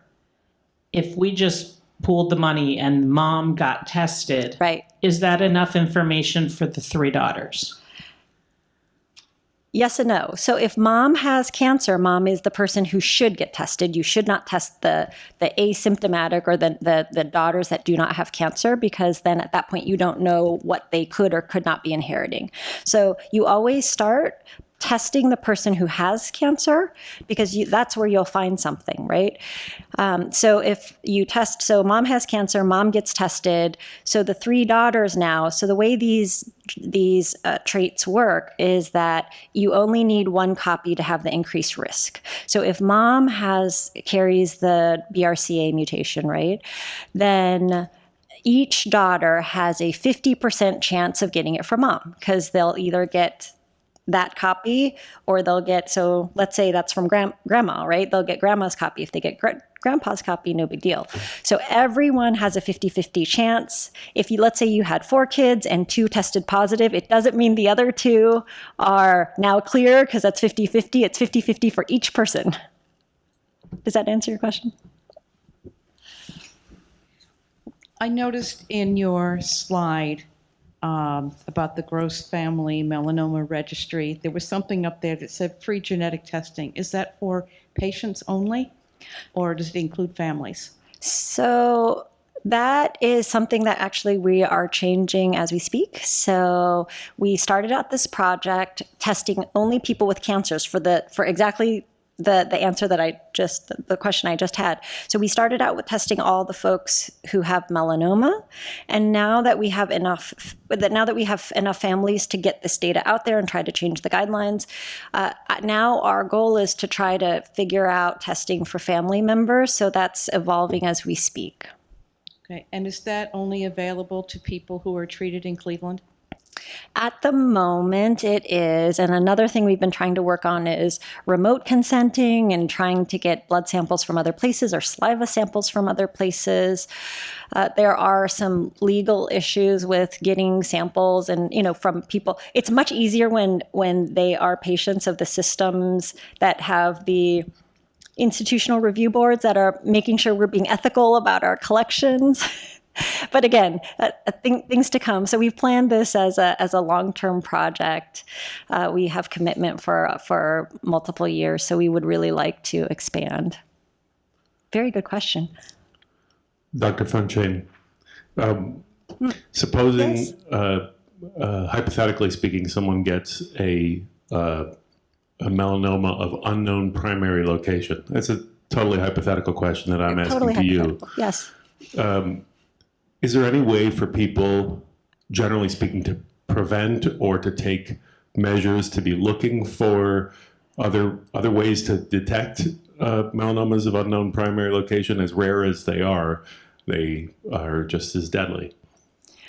So at least if we're looking at familial predisposition to cancer, this study is looking at any kind, right? We're looking at skin, we're looking at mucosal, we're looking at uveal. So in that sense, this is open to all comers. Thank you. Mm-hmm. Awesome. Thank you so much. Thank you. Thank you. Next, we have Dr. Luke Rothermel. He's a surgical oncologist at University Hospitals. He is my boss as the chief of the section of soft tissue and GI cancer surgery. Did his training at University Hospitals, at the National Cancer Institute, and then also at the Moffitt Cancer Center down in Tampa. And currently, aside from practicing surgery, runs a K-12 funded laboratory looking at the tumor microenvironment and how some new drugs can maybe affect that and improve the ability of our systemic therapies to treat metastatic melanoma. So, Dr. Rothermel.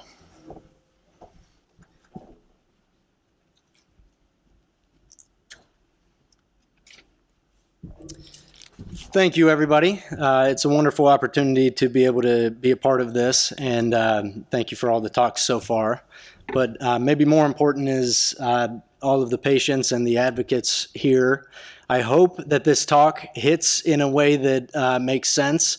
My charge is to talk to you about what melanoma surgery is, also what it has been and what it will be in the future. One of the things that Dr. Schwartz talked about was that historically, we did not have many options even for advanced disease when it came to melanoma. As a result, surgeons had a role for advanced disease because there were not great systemic therapies. But it's not really a question of what can we do, it's a question of what should we do. And so the title of this talk is Doing More Through Less. A little bit of epidemiology. So when we look at all the patients in the United States that come in with cancer to certain cancer centers, we find that about 78% show up with local disease. So that means your melanoma is only on the skin in this site where it was first found, typically by a dermatologist or by yourself. And 10% will come in with regional disease. This is lymph nodes being involved. Another 5% or more may show up with spread already noticeable in other organs throughout the body. But when you look at this data, you say that about 88%, according to this, of patients coming in with melanoma are surgical candidates. So when we think of melanoma starting, showing up, how it happens, we have melanocytes, these pigment cells in our skin. Everybody's got them. And these cells are normal. They have a wonderful function for us. However, when these cells get damaged, which we talk about it with UV damage for sure, and then some of the other genetic components of the melanocytes, these cells can start to grow rapidly and become abnormal. This is melanoma.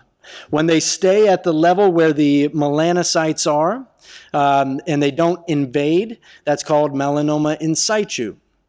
When they start to invade and then grow deep into the dermis, this is invasive melanoma. And the importance of that is that when it grows deep, it has access to the lymphatic vessels and can then travel to other places in the body. So what is melanoma surgery? Well, I think of this in three ways. What are we trying to accomplish? Number one, we are trying to remove all of the cancer cells that we know are present. Number two, we're trying to stage. We're trying to answer the question, has melanoma traveled? And a lot of times we're thinking about nodal surgery at that point. And then the third thing that we think about, and we have to think about, is the morbidity of the treatments that we do. Morbidity means the problems that come as a result of our treatments. Now, every person that comes into my clinic with melanoma has one thing on their mind, and that is getting rid of all the cancer. But I know that once we get rid of all the cancer, the fallout from what I do is very important to their lives. And that goes for everybody, maybe more so for young adults, for children, for people who live with these for a long period of their lives. And certainly these things need to be thought about. So I'll go into the surgery a little bit more, but when I think of melanoma surgery, we can do a lot, especially for that large percentage of patients that have localized or regional disease. However, I want to focus on the risks of surgery because we're talking about doing more with less.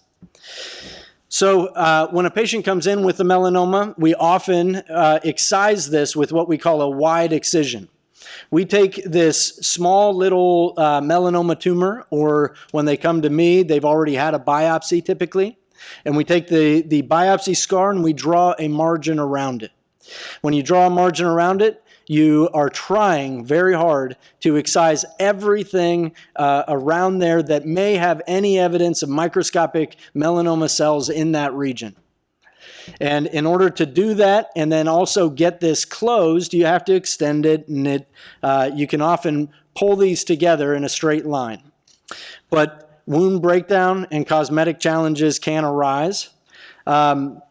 Here's an example where you take a wide excision and you do pull it together, but that center portion is always under more tension.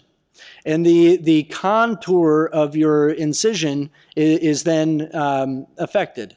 And on this leg, you can see in that second picture that it's noticeable. Well, there are other ways to do this then. Things like flap reconstructions, where we take skin from nearby of the excision site and we rotate it in and we close these wounds. So you take a big excision. It looks harrowing at first, excuse me. But these heal really brilliantly. The body is an amazing thing. And what you can see is this has a far less dramatic contour defect than just the wide excision. And these are things that we need to think about. Oftentimes, though, you can't close these wounds, and if you're not doing a flap, you end up with the skin graft. Now, skin grafts heal wonderfully when they heal, but there is always a risk to these. Graft loss. You have to take the graft from somewhere else on the body. There are extra issues related to the use of these procedures, and it matters to patients. Now, what about nodal surgery?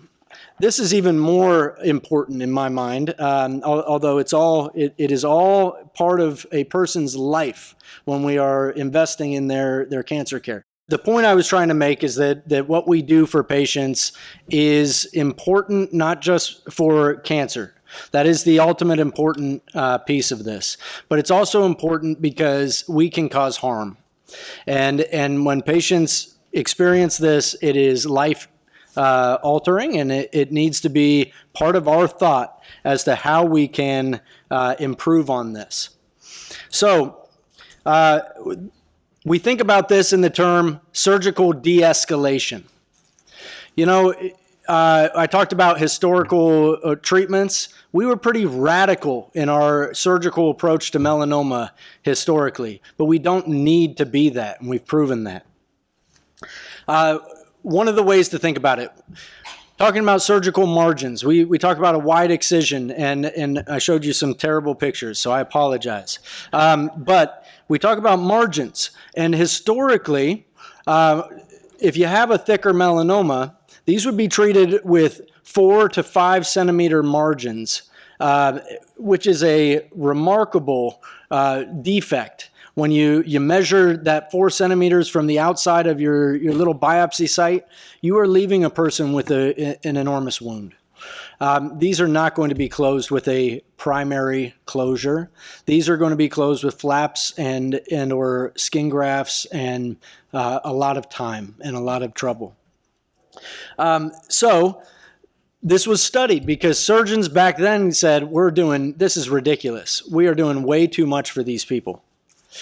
And this was studied in a comparison with a 2 centimeter margin for these thicker melanomas. And what did they find? They found there was no difference in the cancer outcome between doing a 4 centimeter margin and a 2 centimeter margin. And so all the surgical community goes, oh, thank goodness. We can offer patients a much more rational approach that doesn't hurt them quite as much. But there are questions that are left unanswered. What about using a 1 centimeter margin? We've never looked at that. We have never looked at whether or not a 1 centimeter margin has significantly worse outcomes compared to a 2 centimeter margin. And this matters because of flaps and grafts and wound problems and lymphedema. So this has been a big question on the back of all of our minds in the surgical melanoma community. And finally, this is being studied in an international multi-center trial that is available to our people, our patients that come to our institutions.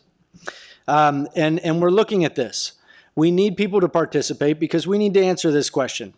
Historically, it could have been said that a 4 centimeter margin is more radical. Of course, it's going to decrease the risk of cancer better. But we didn't really know that until we looked at it. And then when we looked at it, we said, well, that was faulty. We were hurting people. We're doing the same thing now, and we're hoping to even de-escalate our surgery as a result. Now, what about Mohs surgery? This question comes up quite a bit, especially for patients that are familiar with Mohs. The Mohs technique is used by dermatologic surgeons. This is a very specialized surgical procedure where that surgeon is also trained in pathology. They are able to look at the entire margin of an excision and tell exactly where a positive margin would be. Now, we use this a lot for squamous cell carcinomas, basal cell carcinomas, the much more common skin cancers. But for melanoma, that is much more deadly and has this propensity to be able to spread, we don't have great data to support the use of Mohs, especially for the thicker, more high-risk lesions. But this is something that needs to be evaluated. There are circumstances where this may be important for a patient. When it comes down to an amputation versus maybe a lesser resection, we need to understand as a community when this can be offered. And how about nodal surgery? Well, historically, if a patient comes in with a high-risk tumor, or if you feel a lymph node in a draining basin, the next response is to take out all the lymph nodes in the basin. Now, that is this lymph node dissection. It is important for some people. However, it does cause a lot of problems when you take out all the lymph nodes. And so we knew, especially back then when a lot of this was being done without evidence of a lot of spread, that we're going to be taking out a lot of normal lymph nodes. And that is a question that we have to struggle with. So, you know, in breast cancer, they were doing the same thing, taking out a lot of lymph nodes, very radical surgery. And it was determined that there's a way that we could figure out what are the lymph nodes that could answer the question of whether or not the basin is at risk. Has breast cancer, has melanoma spread? Well, this procedure called a sentinel lymph node biopsy is the answer to that. For melanoma, you inject this radiotracer around the site of the melanoma or the biopsy scar. That radiotracer gets preferentially taken up into the lymphatic vessels, and it goes to the first draining lymph nodes. We don't need to take out all of these lymph nodes to see evidence of whether or not melanoma has traveled. But if we target those lymph nodes and remove just the first draining ones, and they are negative, then it is extremely likely that everything else in there is negative. If they are positive, then we have answered that question. Yes, melanoma has traveled. So this was studied in melanoma, and this was, we looked at how beneficial is this? Does this improve a patient's survival? And what we learned in a large international multi-center trial is that this procedure doesn't improve patient survival for all comers. If we use it for everybody, it doesn't change whether or not a patient has melanoma that affects their life. But we can understand what is the risk. What is the chance that melanoma could come back? What is the chance that there are more lymph nodes involved? And essentially what that means is, what is the prognosis of this particular patient's melanoma? And that is very important to patients. And it's important to us because we are then going to offer a surveillance regimen. This is another thing I tell everybody. We don't trust melanoma. I can tell you the percentages of what to expect based on your stage, but it doesn't matter. There is no way to quote a percentage based on your stage that says you have 0% chance that melanoma could come back. So being informed, understanding, not trusting this disease, but rather being plugged into a group that can help you answer questions, address concerns if they arise in the future, is tremendously important. But what this trial did was say, all right, we can predict who has melanoma that has spread and who has not, and we can de-escalate surgery with this sentinel lymph node biopsy. If they do not have lymph nodes involved with the sentinel nodes, we don't do the bigger surgery. But after that trial, we did the bigger surgery for everybody that did have melanoma. And again, surgeons are going, I get it, I know why we're doing this, but we're doing a lot of this. And very few people end up having additional nodes involved. So we studied that again. And so we ran a second trial, MSLT2, where we looked at if you have a positive node, 50% of patients would go on and get their lymph node basin dissection, remove all the lymph nodes there. 50% would not, and they would be watched with an ultrasound. And when the ultrasound, if the ultrasound ever showed something that looked funny in the lymph nodes, and we proved that it was melanoma, then you do the dissection. And what we found was that it didn't matter if we did the dissection right away or if we did the dissection when something came back. The chance of being alive at 3 years was exactly the same in those groups. So it didn't affect the ultimate outcome of survival. Only 20%, 1 in 5 people, would have additional nodes identified with that extra dissection. And then the lymphedema rates were about 25% for patients that did undergo that dissection. This is a chronic disease, lymphedema. That's a big deal. So the conclusions were, it didn't change survival.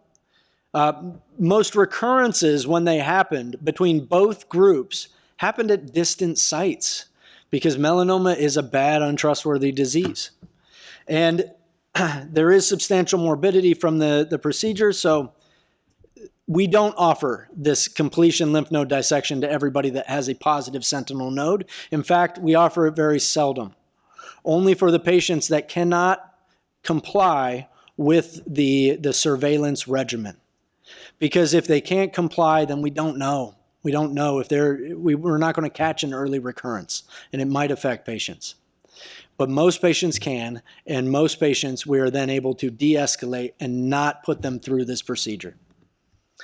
So the other consideration with this is that something that gets back to what Dr. Schwartz said and what Dr. Isaacs is going to tell you in a minute, is that these trials were run in the time period where we weren't using immunotherapies for everybody. We weren't doing the new standard of care for these advanced diseases. And those standards of care can decrease the chance of recurrence in and of themselves. And if you have a metastatic melanoma, you can actually see some patients, their tumors go away with just those medical therapies. So the question may come up, can we avoid surgery altogether? If we do an upfront immunotherapy approach, can we find patients that their tumors go away and we don't need surgery at all? The answer to that is no. We do not know the answer. We do not have the data to support that practice. But this is where the neoadjuvant use of these therapies is going to be important. In the next few years, we are going to get a lot more data on whether or not this is appropriate. And then we have to study this very thoughtfully, because there may be people that don't need the problems that I can cause them. Alternatively, there are also people that come in with advanced disease, things that cannot get surgery. This is not clear probably to most of you, so I'm gonna walk you through this. This is an armpit. Oh, look at that. So this is an armpit with a tumor that is bulky in the lymph nodes. And when you come in like this is already very advanced. We look for other sites of disease throughout the body, and if we don't see them, good. But a surgery to remove this is going to be very troubled, because right here we see the vein that goes into the arm is being pushed on by this tumor, if not involved by the tumor. The chest wall is being involved by this tumor. And then the muscle that goes to the back, the latissimus muscle, is also involved. If I am to do surgery to clear this, I am causing a lot of problems, because I am taking out potentially some of that chest wall, some of the vein. This is not the way melanoma should be treated. But when we combine our novel therapies with a patient like this, they get the therapy and you see response. Here's the vein. There's a big plane between the vein and the tumor now. There's a plane between the chest wall and the tumor and the muscle as well. This can be cleared out, consolidated. I can remove all the tumors that we see. And that is very important for a patient like this, whose bulky tumors could cause problems in and of themselves. So there is even a role now for a multidisciplinary approach to these advanced cancers, and surgery needs to be a part of that.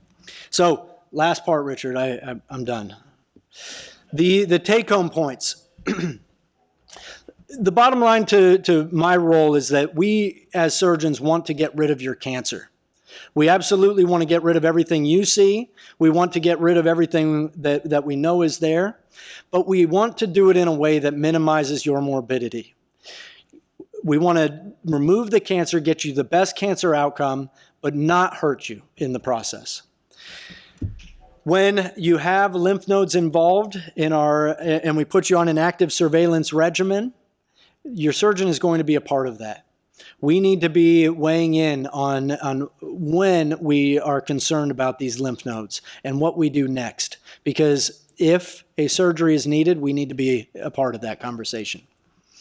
And then the final point is that multidisciplinary treatment is key.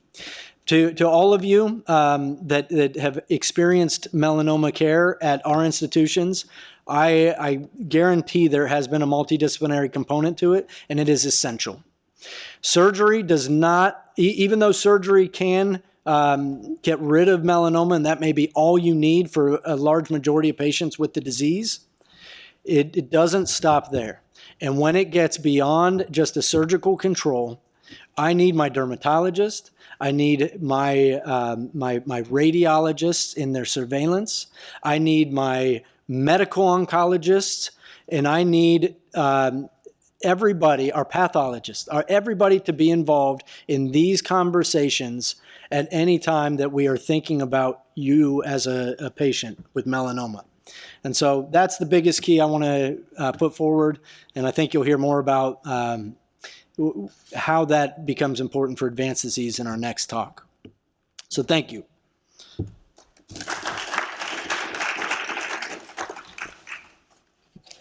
Happy to take questions. I just have first a comment and then a question.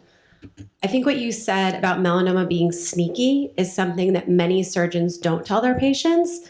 And the message that unfortunately a lot of patients get is, we got it all, you're clear, you're good, you don't ever have to worry about melanoma again. So I just want to applaud you for being so transparent with your patients, because unfortunately I don't think that's the case. And for patients in the audience to be your own advocates, and if you are ever told that, to again be very vigilant about surveillance and following up with not only your dermatologist, but also, you know, checking your own skin. So I think that's a wonderful thing that you're doing for your patients.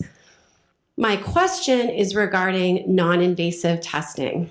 Yes. So there is a lot of talk, and certainly in the medical community, but also in the patient community, about options now for non-invasive testing instead of getting a sentinel node lymph node biopsy. What are your recommendations for patients if they are coming across that non-invasive testing question? So this gets to the point of using molecular tests.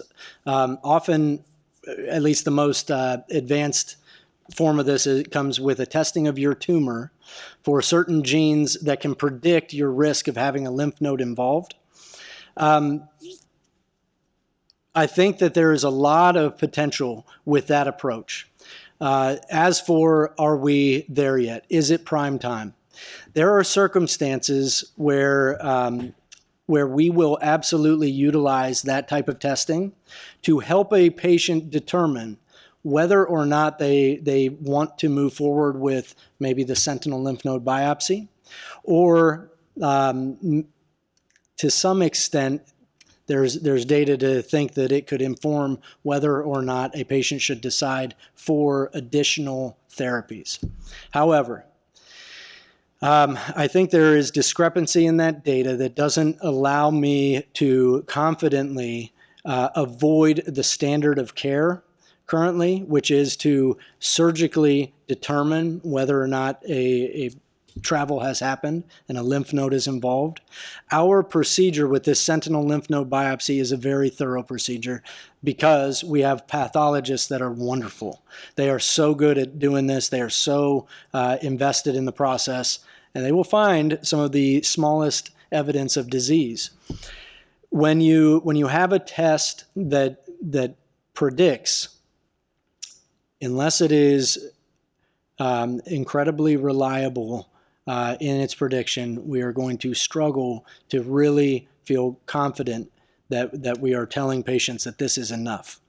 And so if we are predicting that they shouldn't have a surgery that we would otherwise recommend, we need more data to back that up. So I use it sparingly. I don't use it for everybody because it doesn't change what I would do for most patients based on what we already know about their tumor. It's a great question, though. I know you're the surgeon, but what is the best way to deal with the lymphedema for the rest of the patient's life? So Great question. I am the surgeon, but I deal with lymphedema when it happens. In our system, we have an army of lymphedema therapists. It's essential. It's the bane of this practice to see. Well, the disease is the bane. But the challenge of lymphedema really is very frustrating for patients. Our lymphedema therapists are committed to teaching patients how to manage their disease, using compression, using pumps, and helping to keep the lymphedema from progressing. But that does not take away the lymphedema. There are a lot of people working in the space of trying to improve how we can cure lymphedema, and we need it. There are procedures that can be done that are being studied, surgical procedures, and I think we need those to be well done, and they need to be mature studies before we start putting everybody through it. But that is absolutely something that I am a proponent of, good research into that field. We have surgeons that are able to do the procedures that are known, but we need to understand what to tell patients a lot better. So it's a multidisciplinary approach. Lymphedema therapists, in our case, it's plastic surgeons that can do these specialty procedures, and myself as somebody who understands this disease. I wish I had a definitive answer for you, but hopefully in the future I will. Thank you. All right, thank you, everybody. Alrighty, next up we have Dr. Jim Isaacs, medical oncologist at the Cleveland Clinic. He's an Ohio native, went away to Chicago for medical school, Duke for residency and fellowship, but remained a passionate Cleveland sports fan. Specializes in melanoma, specifically some of these novel and cellular therapies that we can offer to patients with advanced disease. So, Dr. Isaacs?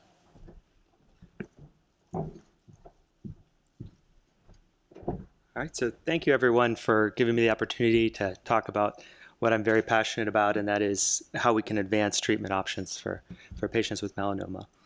So I was just going to start by reviewing some of the therapies that Dr. Schwartz had highlighted and that are available as what we call standard of care, but meaning any office you go to, we can offer you these treatments.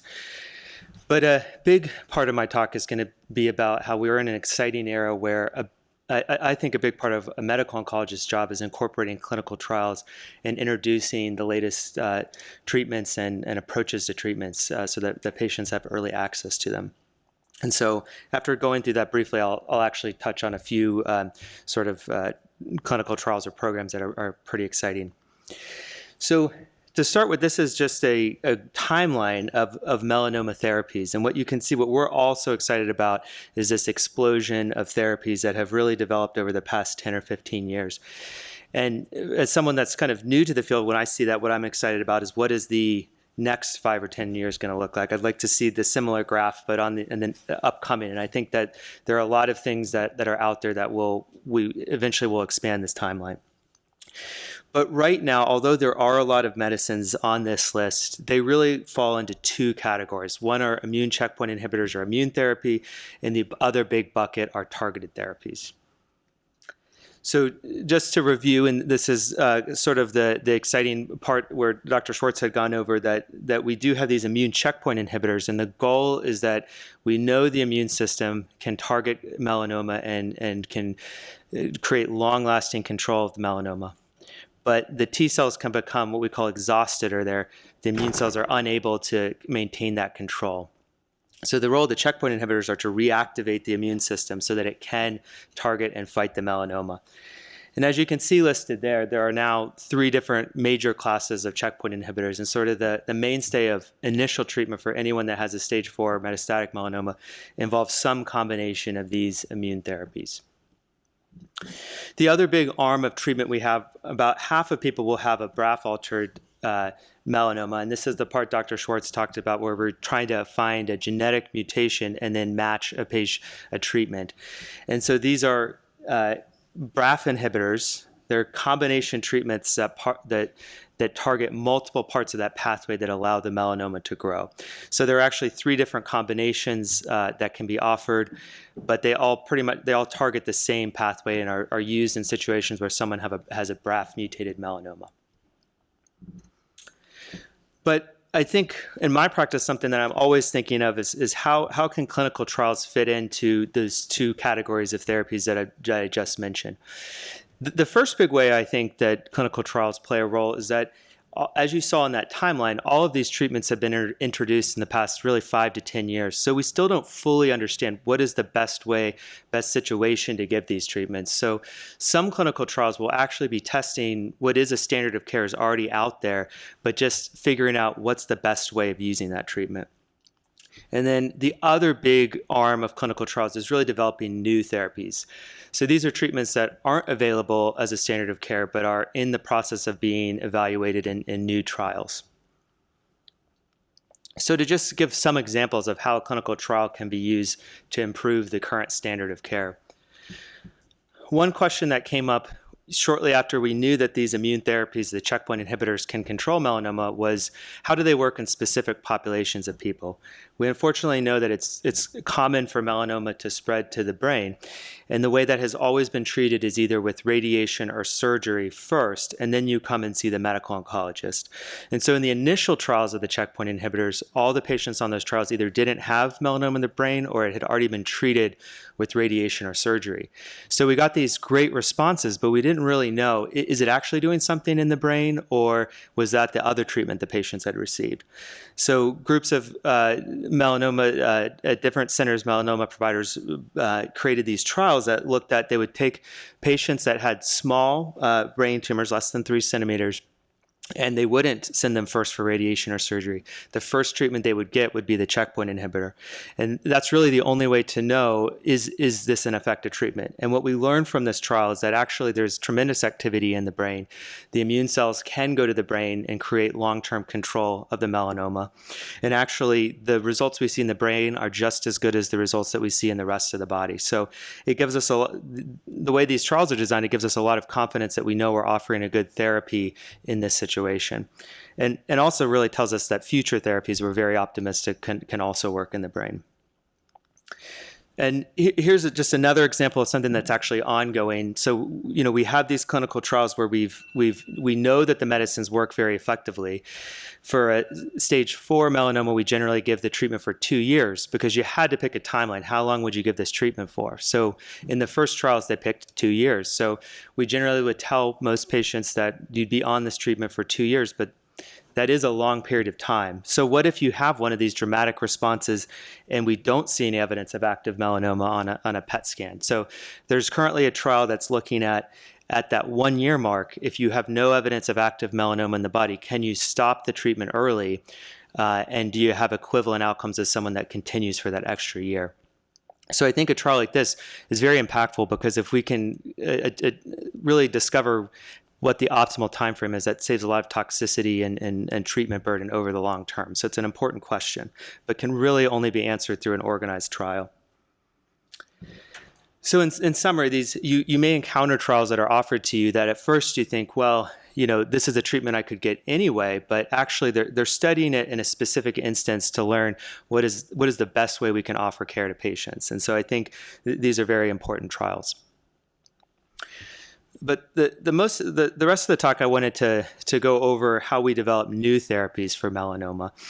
And I think it is particularly important in this area because we have these 2 big buckets, the immune therapy and the targeted therapy, but really thinking about a clinical trial and a new treatment option may actually be one of the best treatments that are out there. So to do that, I think it's helpful to kind of think through the journey. If someone is treated for melanoma, where would you encounter a clinical trial? When would it be offered? So we start with the diagnosis of a stage 4 melanoma, and a lot of times someone would just go on to the first treatment. And for now, that's the standard of care would be a combination of checkpoint inhibitors. And we know those medicines can be very effective. For many patients, they will not need another treatment. But unfortunately, we know that for a large portion of patients, they unfortunately do need to look at another treatment option if the melanoma starts growing after the first treatment. And so there are other treatment options that can be considered, but I would say at this time it's really worth looking through the options and talking with an oncologist about, are there new treatment options out there? Are there a possibility to become involved in a clinical trial? And I kind of highlight this part because this is where you would be looking at what's sort of considered an early phase trial. This is a clinical trial that has a promising medicine that might now be available, but only through this trial. And you're thinking about this trial because we know that you've already gotten what we know is the most effective treatment, and we want to think through what is the next best option. So when thinking about early phase trials, there's two things that I like to highlight that anyone that's looking at their options should kind of ask and talk with their oncologist about. Where in this trial is the medication under investigation? How do you understand what is a trial that you're interested in taking a part in? So the first part of a trial is called the dose escalation period. So this is a medicine that has been well vetted. It's been studied in many different models. We have an idea that it should be safe. There are animal models that we know it's safe. But it's true, it might be the first time it's actually tested in a person. And so the dose escalation starts at a lower dose and has a few people in that dose. And if it's proven to be safe, then they go up to the next dose and the next dose. It's commonly done in about 3 to 4 dose levels as we learn about what is the side effect profile of the medicine. So at this stage, I think there is a lot of benefit in these therapies, but this part of the trial is really focusing on safety and learning more about the safety profile of the medicine. The next part of an early phase trial, though, is something called dose expansion. And so this is where we know, first of all, that the medicine is safe in that first dose escalation part. But now we are going to pick a few doses that seem safe and maybe have an initial suggestion that they could be effective treatments. But we want to see if they work in larger groups of patients. So then in the dose expansion part, more patients are up to 50 to 100 or more are enrolled at a promising dose to learn more about the activity level. Traditionally, this is thought of as the dose escalation part might be where you hear the term phase 1 trial, and the dose expansion is called a phase 2 trial. But things are changing, and that terminology really doesn't, it still applies, but a lot of times it's not the way to think about it. And I would encourage most people to think about these terms, dose escalation and dose expansion. That really tells you about where a treatment is at in the evaluation period. I know this is a very confusing diagram, but I think it really highlights how trials have changed, because this is looking at pembrolizumab or Keytruda. This is the original trial for Keytruda. This is a phase 1 trial, right? But it spanned over 8 years. And you can see right here was their dose escalation period. They tested differing doses of the medicine, came up in a smaller group of patients, 30 patients, and they determined safe doses to move forward with their dose expansion. But think about this treatment. This is now a treatment that is used as a standard of care every day. It was a part of a dose expansion that had over 600 patients with melanoma on that trial, and that was a phase 1 trial. By the end of that trial, we knew this was an effective medicine because there had been multiple reports that it was very promising. So patients that were enrolled in the dose expansion portion in the 2012, 2013 were among the first to receive this therapy. And the important part now is that at this part of the trial, this is where we're starting to get some initial FDA approvals. And that means that if it's promising enough in a dose expansion portion, then it can be given as a standard of care. So just to draw this out again, we start with the diagnosis and the consideration of a first-line treatment, and then looking at an early phase trial. So those are the phase 1 or 2 trials. If something is very promising, though, and it has an initial approval, oftentimes it is moved up earlier. And so we say, well, if it's really effective treatment, why don't we give it even as the first treatment for someone that has a new diagnosis? And that's where the phase 3 trial comes in. It's a much larger trial, and it's actually sometimes randomized, comparing people to the new treatment that we know from the earlier phase trial has a lot of promising activity to what is the current standard of care. And I just put on at the bottom here, you can see, not to get into too many details, but I do think it's helpful to think about when you look at an early phase trial, when it has initial promising information out there, that's how something gets an accelerated FDA approval. And you hear that kind of in the news a lot. That's where now we can give that as a standard of care. But to get a full FDA approval, then they have to go to a phase 3 trial, usually at an earlier setting, and actually prove that treatment is more effective than what we currently have out there. So I think this is somewhat simplistic and there's a lot of different ways that trials can be introduced, but I think this framework generally is really helpful in thinking through, what the options are if you're talking to someone about a trial. And just to go back to the example about Keytruda or pembrolizumab, that this is the phase 3 trial. So we had that first trial, the huge trial I showed you that we saw initial activity. Then they actually moved it to a phase 3 trial where they compared it to what the standard of care was at the time, which was ipilimumab, and showed that it was a better treatment. That's how we've arrived at the current way we treat melanoma, which is starting with pembrolizumab or similar treatment. So just to summarize, going through some of the details about clinical trials, they are referred to as phase 1, 2, 3, but I think more and more we're looking more at terms like dose escalation, where they're trying to figure out the safe dose, and then dose expansion, where we know it's a safer medicine, but how effective is it when it's studied in a larger group of patients. And then at the end of the day, a phase 3 trial, which is a larger trial, still needed to ensure that the medicine's better than what the current standard of care is. But one important point through all this is that you never heard the term placebo. None of these are tested against nothing. They're all compared either as the treatment or, if it's a larger trial, sometimes against what's the currently available standard of care. So the last part I wanted to talk about what are some of these treatments and why am I excited about trials? And that's really because of the personalization of treatments that we're seeing in the current era of clinical trials. So we know that the immune system can target melanoma. We know that checkpoint inhibitors work and work very well, but we actually don't know specifically for each individual patient what is the immune system targeting on the melanoma. The immune system is a very complex thing, but basically melanoma cells on their surface have a variety of different proteins and molecules. That's how the immune system knows they're forward enough. It's something that shouldn't be in the body. That's how the immune system can recognize the melanoma and clear it from the body. So when we use a checkpoint inhibitor, we're kind of just relying on the fact that the immune system's already there and might be able to do that job. But I think where we're headed is a much more personalized approach where we actually learn for each individual patient what is on the surface of their melanoma, what are the targets that we can go after to connect the immune system and get it to control the melanoma.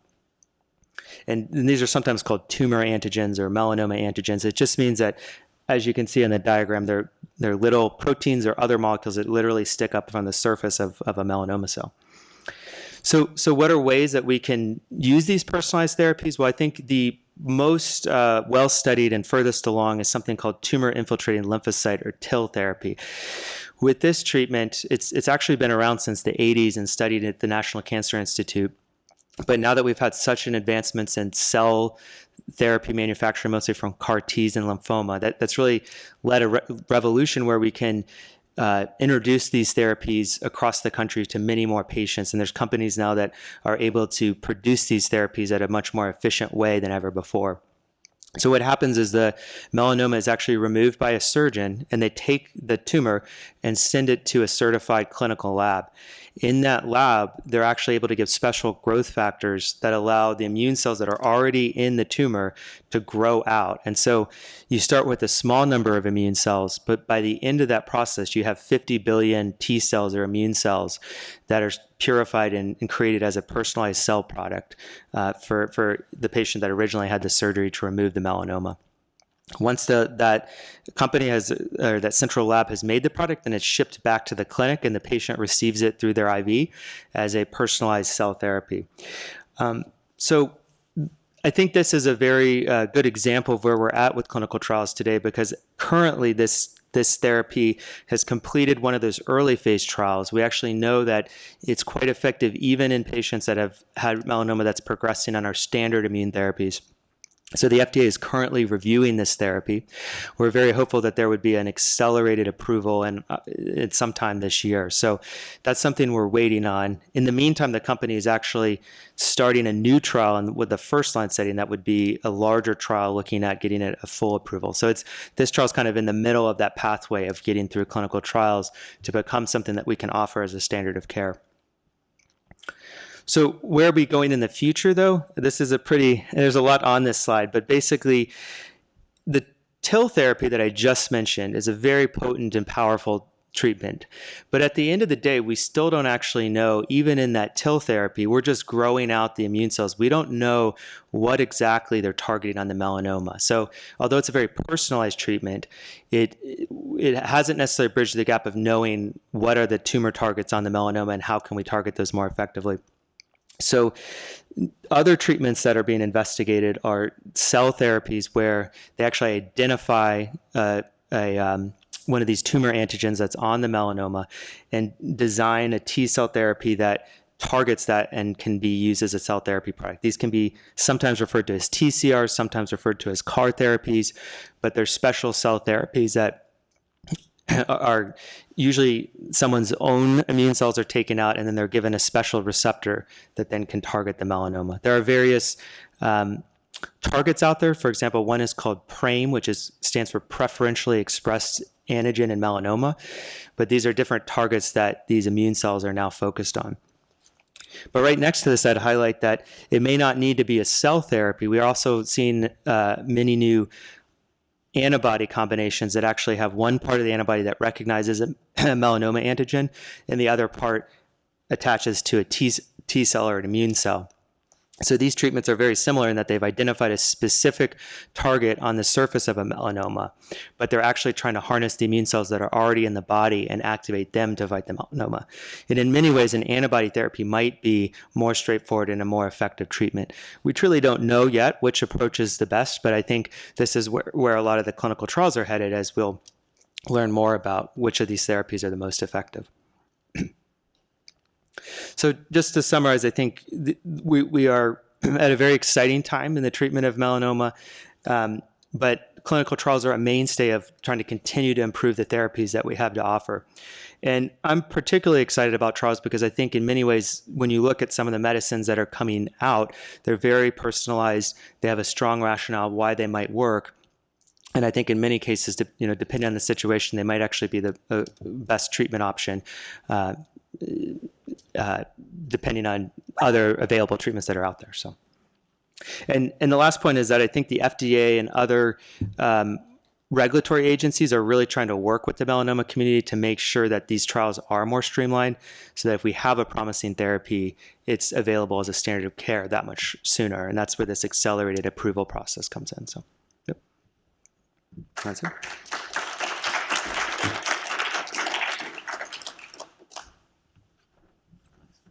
Any questions for Dr. Isaacs? Any chat questions from home?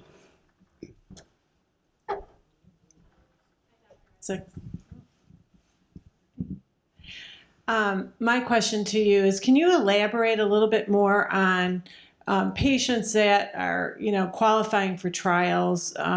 Most patients that have a stage 3, 4 diagnosis that have metastases to the brain, they're usually excluded from most trials. So can you elaborate how to prepare a patient to get into that trial that they might be eliminated from? Yeah, absolutely. That is a very good point. And I think one of the things that we're working on one hand, I think trials are getting more open. They understand that the population in general is going to have things like a brain metastasis. And so to exclude that large of a group of patients is something that we're trying to get away from in the field. So I do think on one hand, I'm optimistic that we will see more trials that are okay with having patients go on if they have brain metastasis.